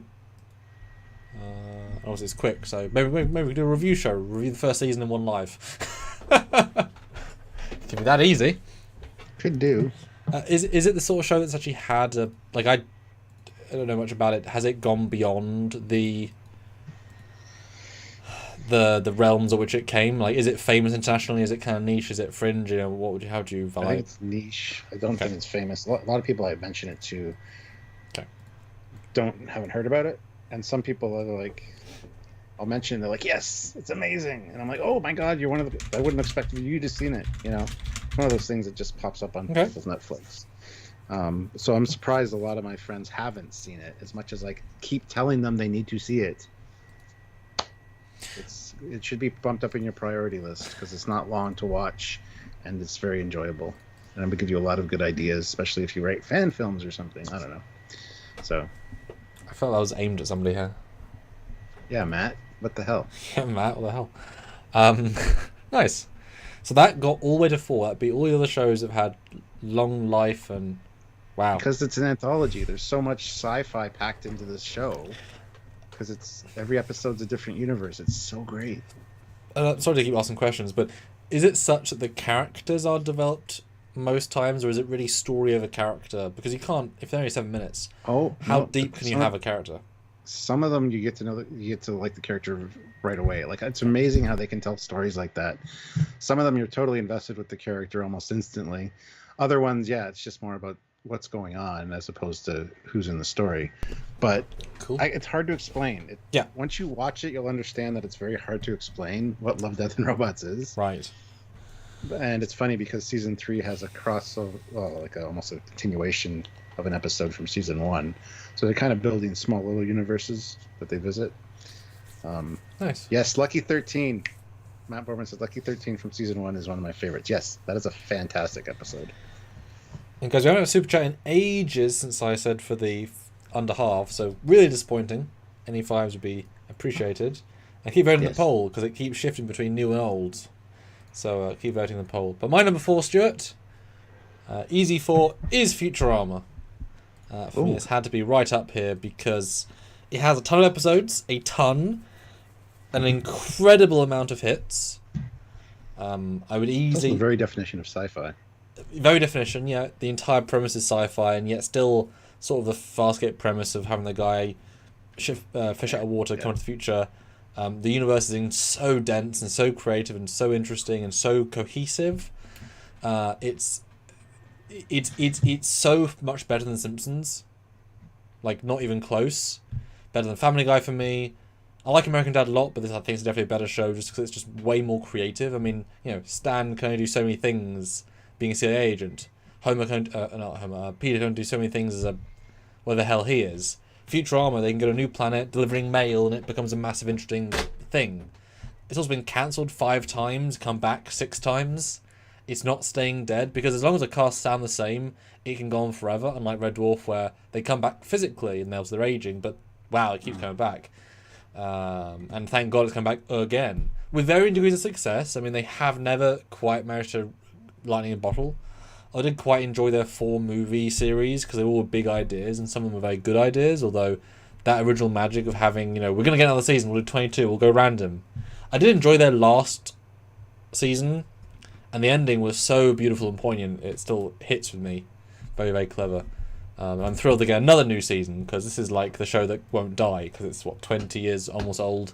I mean, you would think with Simpsons money, he could do anything he wants. You know what I mean? Surely he's earning enough from doing Simpsons every year for the last 30 years. He could just self-fund Futurama. But I guess all the actors are going to cost you many millions each because obviously they know the show will not work without everybody back. Like, it is this big ensemble piece. They all need to be in place. Like losing Zoidberg would be a shame, etc. Just beautiful show, phenomenal. To have so much heart, yet power... It's no other show, yet it's relatable. With all favourite characters, different reasons. It's just a marvel of a show, and I loved it at the time. I love thinking back to it, and I'm glad they can't get rid of it. Mm-hmm. I need to go back and rewatch it. It's been quite a while since I've seen the first couple seasons, and I haven't seen all of it either. So, but I always enjoy it when I do watch it, and. Yeah, it's another one of those bingeable shows, I think. Oh, God, yeah. And so many of the original, just like The Simpsons, so many of the best ideas are early on. Futurama has so many, that's a brilliant idea. That's a brilliant idea. You can just keep naming them. There's so many, it's kind of hard to factor into them, but there's so many iconic ideas, because each character has their own unique path they can go down with ideas. Zoidberg's mating thing, Bender's beer to be whatever, the Hanukkah robot... Leela's parents down below in the swamps, and because they keep having more continuity, it kind of keeps compounding, and so they then come up for Christmas one year when it used to be a big taboo, and then Xmas. Yeah, and other stories keep, and then the dog actually does come back. Like every time Fry does go back into the past, he re-sees his dog, who we know is the history, but because they do time travel again, and he has 3 different versions of himself in the past, living his own life because they've done that several times. They all kind of make sense together. And he's his own brother, his own father. It's phenomenal. So clever. A saucy puppet show, $10. I remember having no interest in Futurama for a long time when it first ran, then one day decided to give it a shot when it was on Netflix or Hulu and got hooked. Yes, it's one of those shows that's very easy to get hooked into. I don't know why I wouldn't find interest. It's such a cool premise. I guess it's a bit too cartoony, but it's not. Oh yeah. Yeah, just a great marvel of a show. Mm-hmm. Cool. All right, into the top 3 now. Is these top 3 the clear winners? Or... No. Okay. There's no. I don't know. It's hard to say. It's one of those things. Okay. I don't know. Just let's get into it. 'Cause Your number 3, Stuart. my number 3 is The Mandalorian. Jesus Christ, Stuart. Right? Told us I why. enjoyed the Wow. hell out of every minute of The Mandalorian. Because it broke my expectations of what new Star Wars would be like, considering we had the new trilogy. And it just had me hooked the entire time. Absolutely love the character. So many catchphrases from it. I have spoken. This is the way. I have a Mandalorian helmet upstairs. There's no boring amount of time watching The Mandalorian, I don't think. There's a few episodes that are kind of like, compared to the other ones, that was all right. But so maybe not as good, but still better than a lot of the stuff that I've seen over the years. So I just think they really hit the bullseye with Mandalorian, using the universe or the galaxy far, far away of Star Wars, creating something that's unique and yet not, because it's got the Western vibe to it. There's a lot of storytelling tropes you see for sure, but it's done in a way that feels fresh and new. And even the soundtrack, I think, is phenomenal, yet it's got that Western kind of vibe to it. So it had to be on my list. I did not expect it to be this high. It actually kind of filtered its way up a little bit. And I know a lot of people are going to be complaining that, there's been sci-fi shows around for a lot longer than this that should be up higher. But for me, just pure entertainment wise, I can throw in an episode of Mandalorian and just absolutely love it each time. So there you go. They use the Star Wars universe, and they did a fantastic job with it, even creating new ships and stuff. And it's just, and the Razor Crest is one of those ships that I saw at first, and I was like, oh my good God, what the hell? It grows on you. It's a cool design, actually. So yeah, lots to love about the Mandalorian. So yeah, number 3. Probably pissed a lot of people off. That's wow. Now, does it benefit that it's a Star Wars show, so therefore it gains all the points specifically? No. If it was any other show, would it destroy other franchises in terms of up the rank? If it was just, man in armor does cool adventures in space, or is the Star Wars thing, having the Luke appear and give the grounding, have stormtroopers? Is it the legacy factor that gives it like 30% of its coolness, or is it almost you could pull it out of that? And these are not bad things. Is it kind of standing on a giant and therefore allowed to shine even stronger? What do you think? Yeah, well, that's exactly it. It's if it was removed from the Star Wars universe, it would still be really enjoyable to watch, I think. But the fact that it enhances that Star Trek or the Star Wars universe and uses those elements to its advantage is the icing on the cake for it. Like, I think it's good enough storytelling on its own that if it was a new sci-fi property with a bounty hunter, I would still be invested in it because it's just so well paced and everything. Although I think the Star Wars on top is just the best. I think the Baby Yoda wouldn't work if it wasn't Star Wars, because we've seen lots of alien cute things. It's specifically because it is a visual we've known for 30 years, being a baby version. He's cute because we know what Yoda looks like. It'd otherwise just be alien. That wouldn't have become a thing if it wasn't Yoda. It's not a bad thing. It's just that kind of comes in. Yeah. Tangerine Star 26, member for 22 months at the rank of Commander. Amazing. So much genre content, never so tough to keep up. I know, there's so much new stuff out now. Yeah, and Mandalorian. I mean, we're doing another live later date about top 10 show spin-offs from movies. This would be considered that as well. I think it'd be higher on that list for me. Because it is, oh god, it's great, but also it's, oh god, it's hard to explain. It's the sort of show where they can take their time, have very little story, but just enjoy the ride so much that you just enjoy the ride so much. And in this show, I can watch 15 minutes of Mandalorian man talking to Jawas. That's the entire scene, just chilling, talking to them, because I like Jawas, I like the place, I like him, I like the character. That's great, the way it's shot, the way it's filmed, the scope. But if it wasn't Star Wars, it wouldn't hold up anywhere as strong. So it'd just be man doing things. But that's unfair. No, it's like saying Return of the Jedi wouldn't hold up without the other films. Yeah, no shit. That's not a fair critique. So of course it stands on its own thing, which is why like Obi-Wan should have been better. It was standing on the legs of giants. Why is this one the best? Not even close. This is so much better than Obi-Wan. So much better than Boba Fett. Like, not even close. Because it's also the most purely not Star Wars. It's kind of its own thing as well. It's also unique. It's a new character. It's its own thing. It's not using characters that we've had a legacy with, that we have built up in our heads to be certain things, and then come along and they do their own thing, and we don't like it. That's why Obi-Wan and Boba Fett don't stand up to this one, I don't think. But it's only got 20 episodes, and our lead character is a voiceover character, versus like a Jack O'Neill or a Crichton or a, there's so much more character in them, but also so more few episodes. But hey, cool. I'm really glad you like it that much. Awesome. Matt Boardman, $5. The great thing about The Mandalorian, it's that the show it shows you can respect the universe that it's in without changing everything. Yes. Nah, it looks very 70s, Stuart. I think the ships look very 70s, and the displays just look dated. I think they should really just update them. Displays in those X-wings just were. I mean, green line drawings. No, their cockpit should be a hologram. Come on, his armor should have blinking lights. Dials. Yeah, I mean, it's so outdated. It looks so cheap compared to nowadays. I mean, come on, do you really think he's got pipes in his thing? We're making a reference, obviously, to TOS being so outdated, they've got to change it, but Star Wars being so outdated, they don't change it. Yeah. The sadness of that. Do you want to end the poll? Because Gorgonzola has a good idea for a poll. Absolutely. So the final poll results were, and I'm glad it read, so 70 people, if you had to pick one as being a better show, 59% say New Who, 41% say Old Who. And it was battling out. But I would say most of those 59 probably haven't watched Old Who.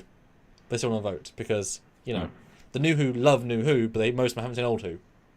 Whereas all the Old Who have seen all the New Who people. So who? What? All right, so you end that poll, and I'll start a new poll. Please do. All right, and guys, we're still another 85 from our minimum. So I guess at the end we'll do like a what is your favourite, and we if the ones we haven't mentioned, we can talk about them. But we really want to know what you guys think. And help us live. Help us with the basic costs of living. But I'm having fun. It's fun to discuss this. I mean, we had a long old list of possibles, and I'm pleased that I've seen 50 of the 100, because that's an exceptionally large amount of things. But I mean, so many of them obviously aren't age relevant.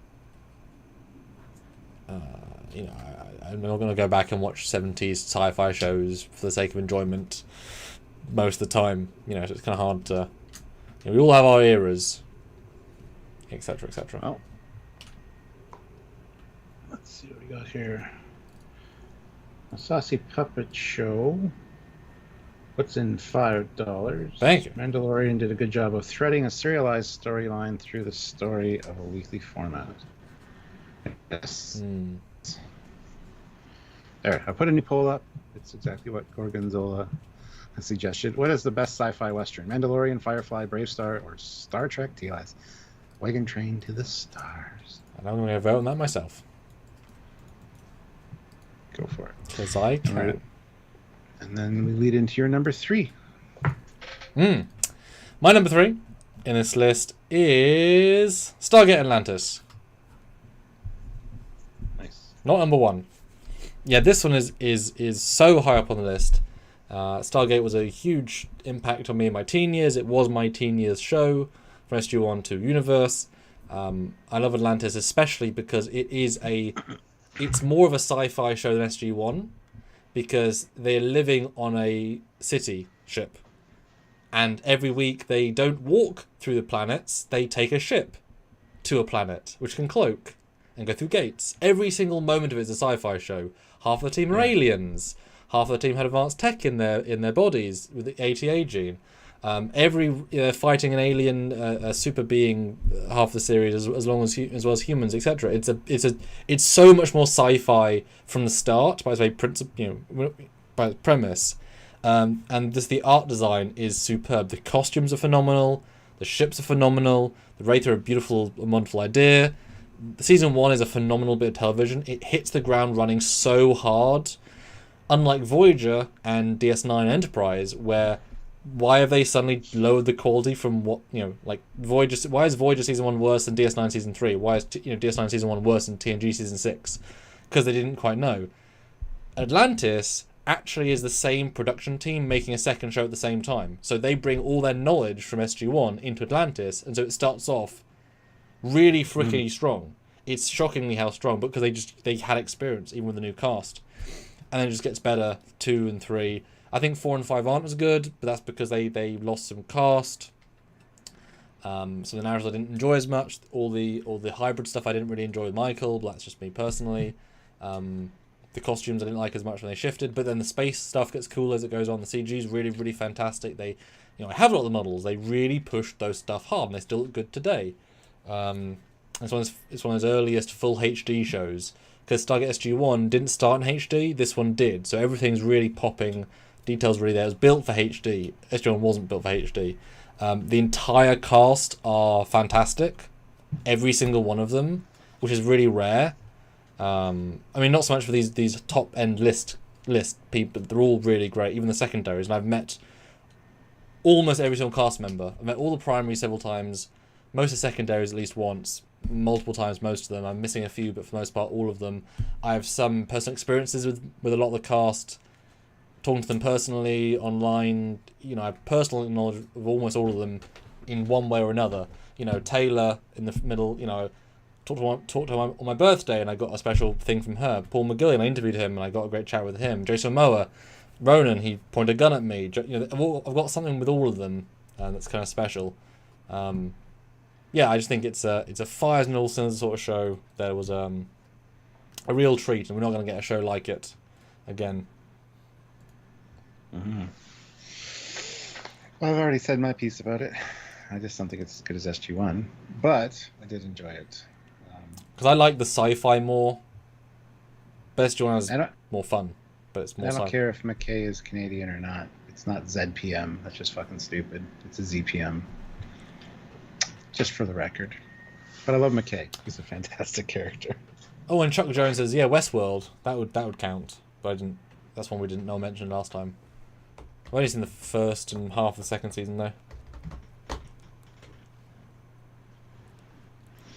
Yeah. Matt Boardman throws in $5. Boba Fett and Obi-Wan suffered from not having the right people writing for it. Mandalorian got that right, which helps it stand above the rest. Well, it was also a direct response to Last Jedi and Rise of Skywalker, which are both a bit shit in many ways. They're like, yeah, let's give the guys that actually have been doing good Star Wars for 10 years on the animated side their own show and all this new tech. Because, that show was made with George as I don't think George Lucas was on the set of Last Jedi or Rise of Skywalker. He went and visited the Mandalorian set, He invented Ahsoka. He agreed he liked Baby Yoda. He was part of that process in a small way.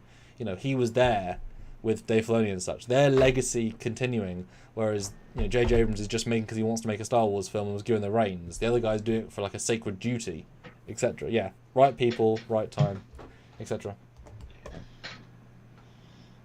Sweet.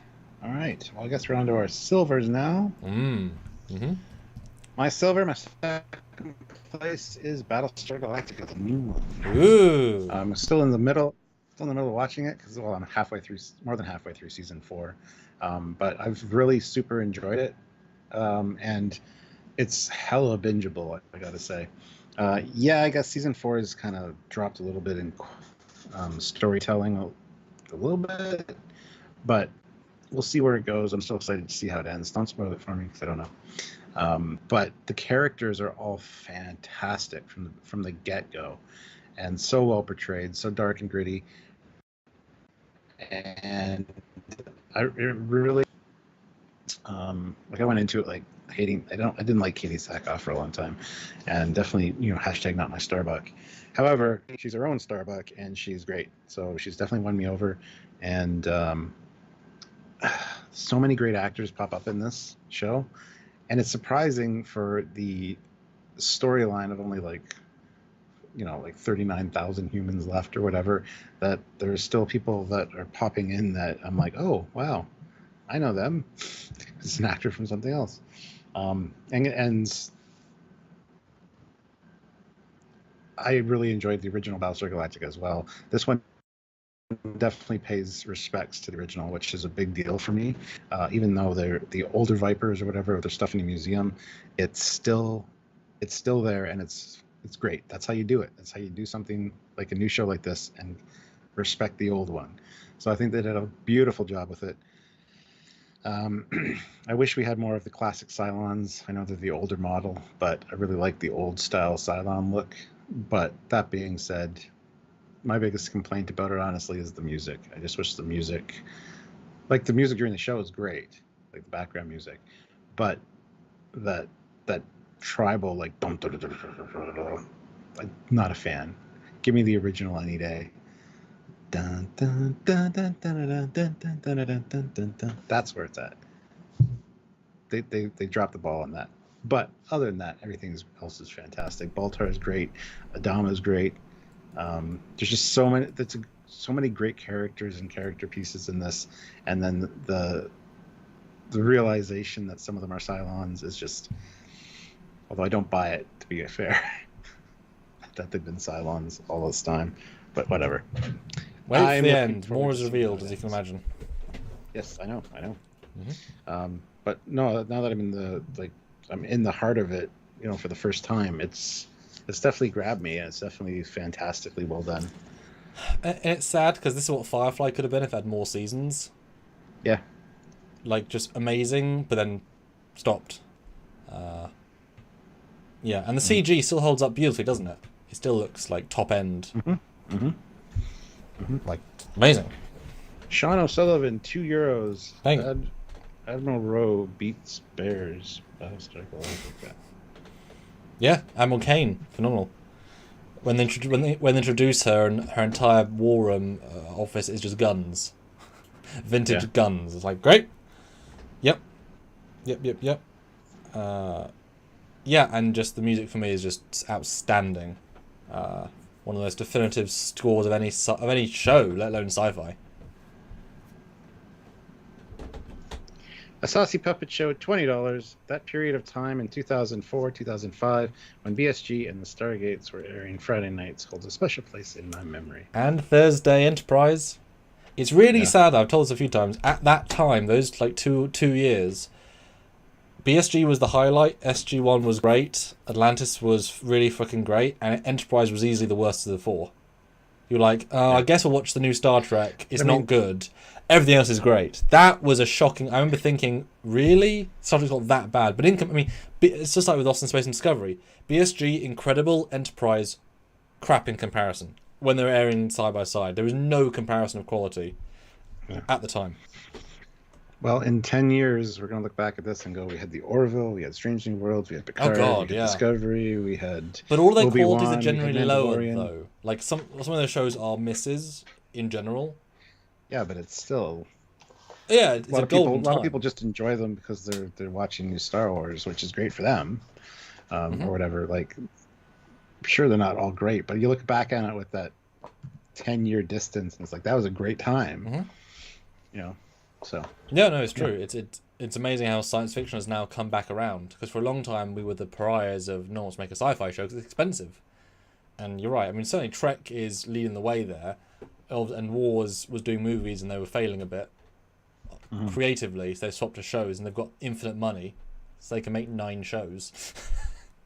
Disney has literally billions they can throw at it. They don't because they're smart. But yeah, that was a very good couple of years.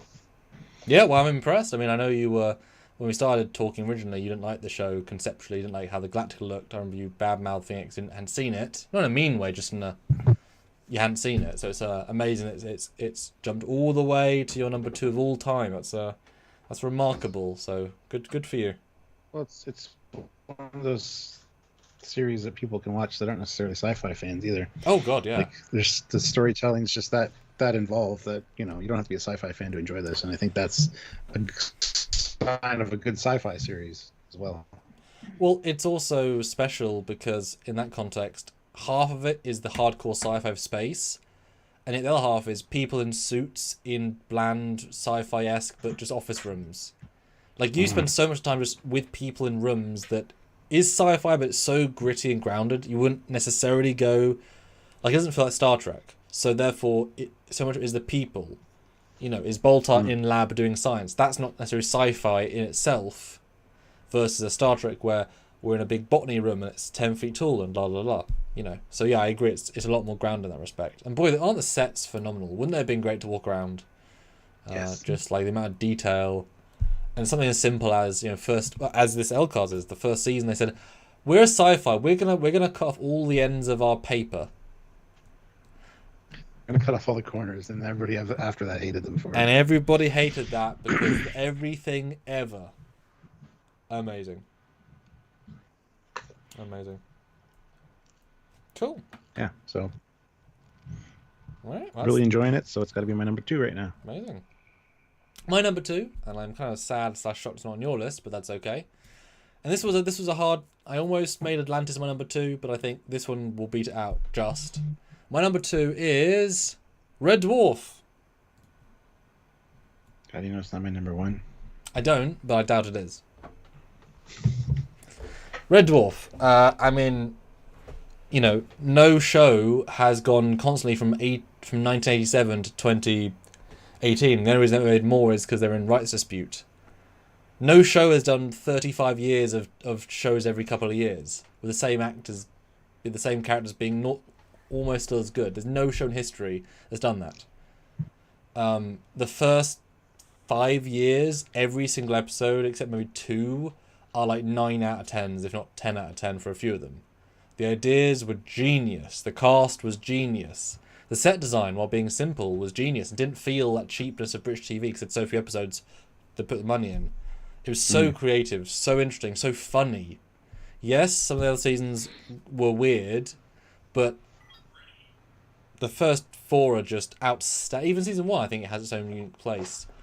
4 seasons of outstanding television that holds up. And it doesn't even feel dated in the way it was 80s. Like, they're still just as funny because it's just funny, By putting in the future, it allows for that no datedness, even though it has a certain 80s, but it doesn't feel 80s. Like, it's 80s.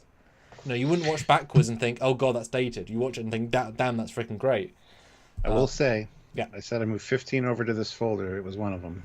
Cool. But I only did 13. So. And even some of the newer seasons, like, not as good, but when you create genius, you can't tend to make genius again. Are still fun, are still enjoyable, are still good. And to have 4 more chemistry-based people put together is rare. And the fact they're all still great friends after 30 years. I mean, it's one of the funniest sci-fis you're ever going to watch. Like, it beats Futurama for pure laughs. Yeah. And for the amount of episodes, for quality, it beats most shows by absolute mile. I mean, I think every episode of season 4 with Legion is just like almost a 10 out of 10. And we've talked about a review season worth doing because they're so good. So yeah, I mean, I know it's not as big in America, obviously, it's more of a niche thing, but it's still, I think, recognised for being amazing sci-fi the world over, just not quite as big. I've watched most of it. I think I missed the last few seasons. Yeah, which is... But yeah, I really enjoyed it. It's like I said, it was one of the 15 that got moved out of the 100 into my folder, so... Yeah, it's kind of like Lower Decks in a sense that the amount of story and good jokes they cram into 23 minutes puts other shows to shame. And I just, for the legacy of quality from even the 80s, like, amazing, just stands up so high. Like I say, for hits per a number of episodes, just astounding. And I've met them all, and I like them all differently, and then the ship design, great. Starbug, I love. Yeah, it's so platinum level sci-fi. My number 2. Nice. Okay, well. We're at that moment where we want to hear your number ones, guys. What's your favorite sci-fi franchise? Super chat it, please. If we can get 10 fives, we're done for the day. So put right now in the normal chat and in super chat if you can your favorite. See if any of them can guess ours. See if any of them we can link on. Yeah, put your favorite. I want to know if you had to pick one. We need $50 more if possible, as he said. So also 7 more likes. Let's get up to 100 likes. But this is the time because we're going into our number ones, which I have a feeling is going to be the exact same. Okay. So my number 1 is SG because it's 1. SG-1. Oh my god. Which I assume is yours as well. Which is shocking because you didn't like Stargate for so many years of knowing you. No, I always liked it. I just never was. Yeah, but into it. Liked it compared to other things. Like you're like, that's all right. Yeah. I was there, Stuart. I remember what you said. I've always seen the same shit episodes. And there's so few of them. I know. There's so few shit episodes. There's Same reason I hated DS9 when I first started watching, or when it first aired.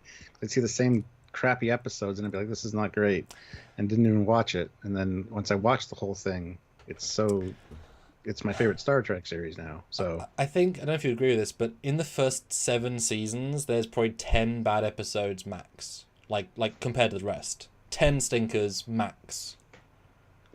In 150 episodes. Its batting average is astoundingly good. Sean O'Sullivan, €2. Who played Kat in the U.S. Red Dwarf pilot? Terry Farrell, Jadzia Dax. Oh, good God. Mm-hmm. Wow. Mm-hmm. So, Stuart, why is it number 1 then? Why does it beat out all of the other ones? Because that's lovely. Just because of the cast and the well, there's a lot of reasons for me. The cast, huge fan of Richard Dean Anderson. He's just, I watched him as MacGyver, for Christ's sakes. But the chemistry they have together. Also, just Jack O'Neill in general kind of reminds me of myself. With his attitude, but together they're great. Michael Shanks is also amazing. Be back in a second, but listen to you on the phone. Okay. And I'm not a fan of the Stargate movie. I don't like the movie. It's not that good to me. So this, as a spin-off, just blew the movie out of the water. Plus 10 seasons. I mean, come on. It was popular to the point where Richard Dean Anderson is like, you know what, I got to do other things. I'm moving on, but he's still stuck around. So much to like about. What was the other thing I was going to say? Damn it, I can't remember. The cast. Oh, the ties in with Ancient Aliens, which I'm fascinated by. I think that's such a cool premise. So that, influencing our history and tying that in as well was great. And also just the realism of it, that this could be happening and we don't even realize it. So I mean, there's lots here to make me like this, and I could continue watching it if they kept making it, but I understand after 10 seasons it's getting a little much. So yeah, I thought the Stargate movie was lackluster, and so as a result I just didn't want to watch the series for a long time. And yeah, I'd see a few pieces of episodes here and there or whatever, but it just never really caught me. But once you watch it from beginning to end, it's like, oh, all right, well, this is fantastic. I can't wait to watch the next episode. And it becomes very binge-worthy. So, yeah. Lots of reasons that I love this show. Hi, Stuart. Hi. This is my humble brag that Matt did earlier. This actually fits me. Most when uniforms don't necessarily fit me straight out. This is a really hard one to get, so... Ha ha ha ha. Ha ha ha ha! Oh, it's more green in person. Look at that furry collar. Who would think of a furry fabric collar? It's so soft, though. It's so nice. Cool. Now, is it... How close to BSG was it? Would you say?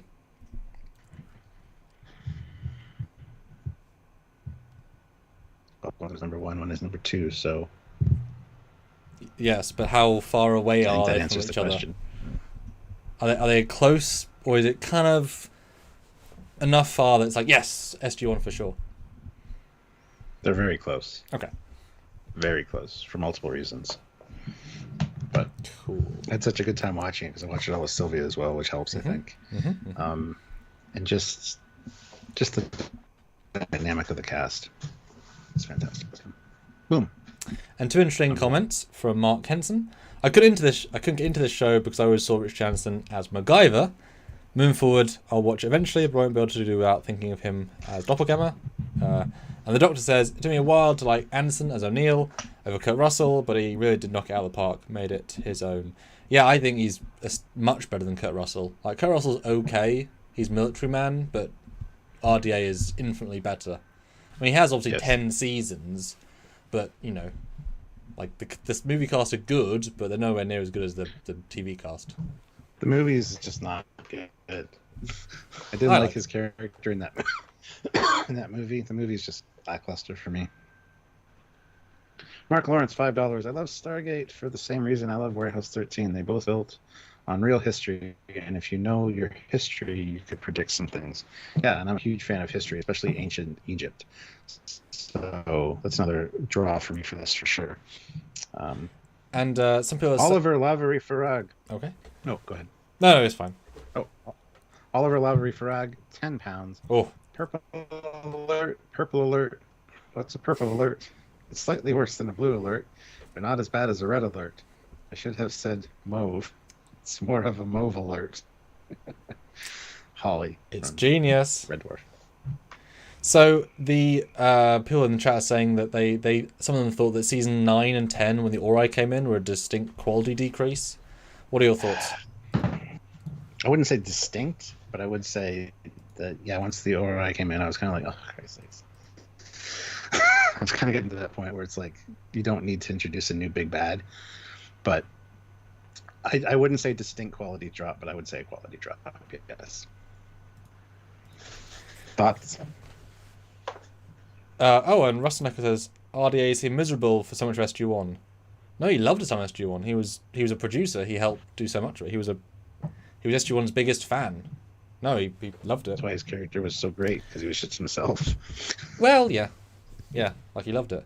No, so season 9 and 10 are tricky. I think it's more a case of I think it's a surprisingly successful reboot. Most shows can't literally change their entire premise while still maintaining it for 2 years and have a fully featured arc. That's impressive. You know, swap out 2, because I thought 8 was quite a lackluster season because Jack's half there, but he's the worst of being half there. At least 9 and 10, they're focused to do new. And for me, I like 10 a lot. I think 9 is okay. Once they get the gang back together, it's great. But 10, I think, really solidifies like the Ori as a threat, which I thought was really, like, how would you go beyond what they went beyond? That's a really creative idea.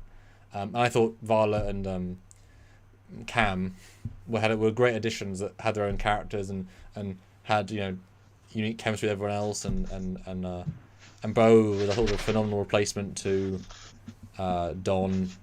Yeah, I think it's less good, but it's trying to be different, and I appreciate them for kind of rebooting the show rather than just trying to do the same thing again. Not another Gould, not another whatever. And there's also great ideas, and it's a surprising sort of mini reboot.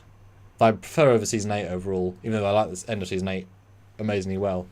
But having a dedicated team helps, because in 8 there's a 3-person team, and Jack's the leader, but he's barely there, and it's weird. Well, the Saucy Puppet Show throws in $20. I also recall thinking, how the hell are they going to make that Stargate move into a TV show? When I first heard Stargate SG-1, it being Showtime, so I had to get into it for a while. Well, is that too? It's another reason I didn't watch it, because I didn't have access to it. But yeah, I didn't enjoy the movie, so I wasn't a big fan of the premise. Yeah, I mean, we didn't know about it until season 2, I believe, and then once we got hooked. It was our big family watching experience every week for 7 years. I've met every member of every cast pretty much. You know, I've done so many conventions. I've done so many experiences. It is my teenage years defined. You know, we do 2 conventions a year. We also have a huge prop and costume collection. I have 3D assets from the show. I have, you know, at my disposable uniforms from all 3 shows. We have villain costumes. I have every gun pretty much they used. You know, it's a big part of my life. And, you know, Atlantis is amazing. SGU, I think I put as 15 in my list. Or 17. Like, it's high because obviously it just like Mandalorian, it builds off the other 2 franchise shows. But it's just not as good as other shows that come in, etc. And it's still a really good show. Just it's a binge show, as well so far. So we are 3 cents away from our minimum, which is we've never had that before. So can we get 3 cents? Because I don't know. Put in your 2 cents worth. Plus a tip. So I don't actually think people put in their favorite sci-fis. I think I that didn't really come round. So guys, put in right now, super chat or not, your favorite sci-fi. While I say why SG1 is my favorite sci-fi, because we kind of skipped. So I will, out of politeness to the format, I will swap graphics to my side of the fence. Boom. So why is SG1 my favorite sci-fi? Because it absolutely is. Because it hasn't dated. It hasn't aged. The cast is as good now as they were then, as in when you watch it. It's remarkably funny, remarkably action-packed, remarkably grounded, remarkably sci-fi, remarkably good acting, remarkably good villains, remarkably good each individual cast as a single-person episode, remarkably good ensemble, remarkably good duo. Any cast member works with any other cast member. You can have a Jack and Daniel episode be great, a Jack and Tilk, a Sam and Tilk, a Daniel, and every single team, every single 2, every single 3 works. That's shocking and good. Like, you wouldn't say in BSG, Duala works with Starbuck. It's like, you wouldn't, you know what I mean? There are pairings you wouldn't do, but this, it's full, it works. The CGI is still fun to watch. It dates, but then it gets better quite quickly. The sets are phenomenal. They put so much work into those, being efficient. The costumes are outstanding. I've seen dozens of costumes, if not hundreds, from the show. They're just, you know, so much better than Star Trek costumes. They really put money in. They really use the forest locations, so good success. The action's actually good. Both the space action's good, the P90 action's good, the gun battles are good. They use real blanks, so it has a certain energy that modern shows are missing. And, you know, there's always a joke of every time that Richard Anderson, who played Jack O'Neill, wanted to do another take with a P90, that's like $100 to do that one take again. Right, another magazine. Aha! Rich, you spent $100 on doing another take. No, I want another take. It's like, God damn it. You know, burn money. But just amazing. I mean, it's not dated. All these other shows are kind of dated in their own way. This one really hasn't. The only thing that dates it visually is the CRT giant monitors, because they are long since dead technology. That's the only thing, you know. Yeah. So yeah, but they're kind of underplayed a little bit. You can ignore those pretty easily. Oh yeah, you really can. No, you 100% can. It's not a knock on it. It's just you see as like, well, those obviously aren't a thing anymore. And they pretty quickly replaced them with what their version of a thin screen was at the time. I mean, it still took 6 years, so it still took a while. But yeah, then obviously it goes to flat screens. And Hans says he just enjoys. Well, Gabriel says it's either. Oh. Just like shooting guns. But he thinks he hates. Artie actually hates guns. He's like shooting fake guns. He actually hates guns. Holy Gabriel says Stargate Atlantis, For All Mankind, or The Expanse for him. Ooh. Chuck Jones says not Trek Sci-Fi. The Expanse is his favorite. Cool. And Gorgonzola says, not sure I'm still pro use of blanks after that Baldwin incident. The problem is you're looking at millions of events using blanks have been safe. Exactly. Don't be reactionary. It was terrible, but there was a reason for it. SG-1 fired millions of blanks over 17 years, and they were all safe. So no, I'm 100%. I'd rather use blanks than CG 9.5 times out of 10. There is no comparison. You can tell a CG version versus a blank. Yeah.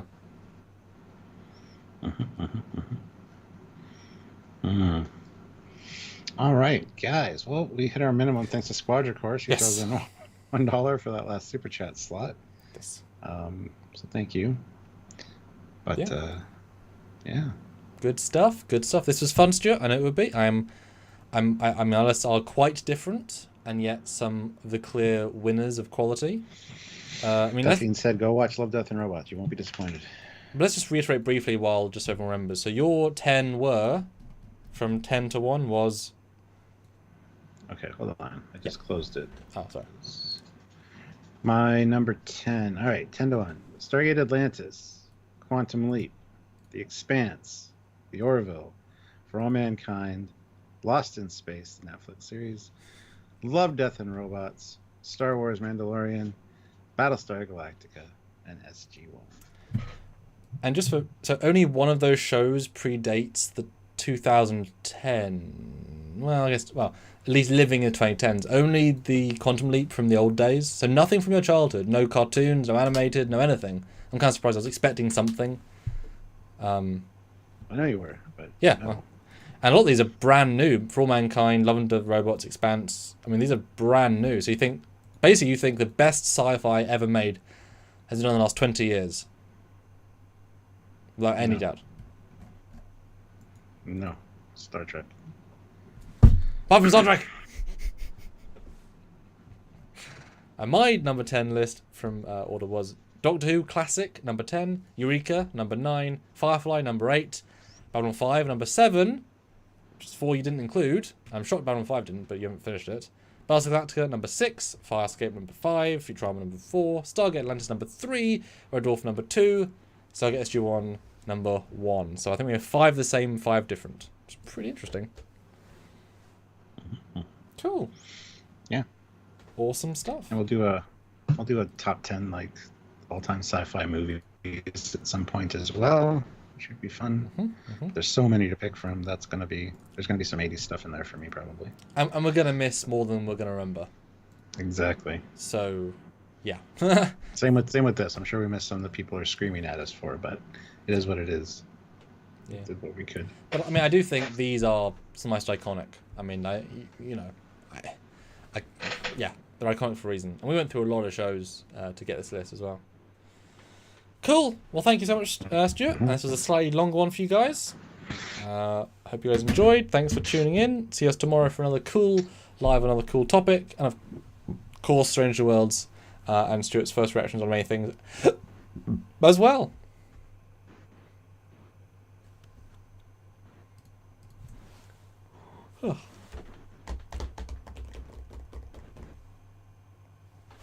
So until next time, he's Bad Internet Foley. It's good internet, Samuel. I'm joking.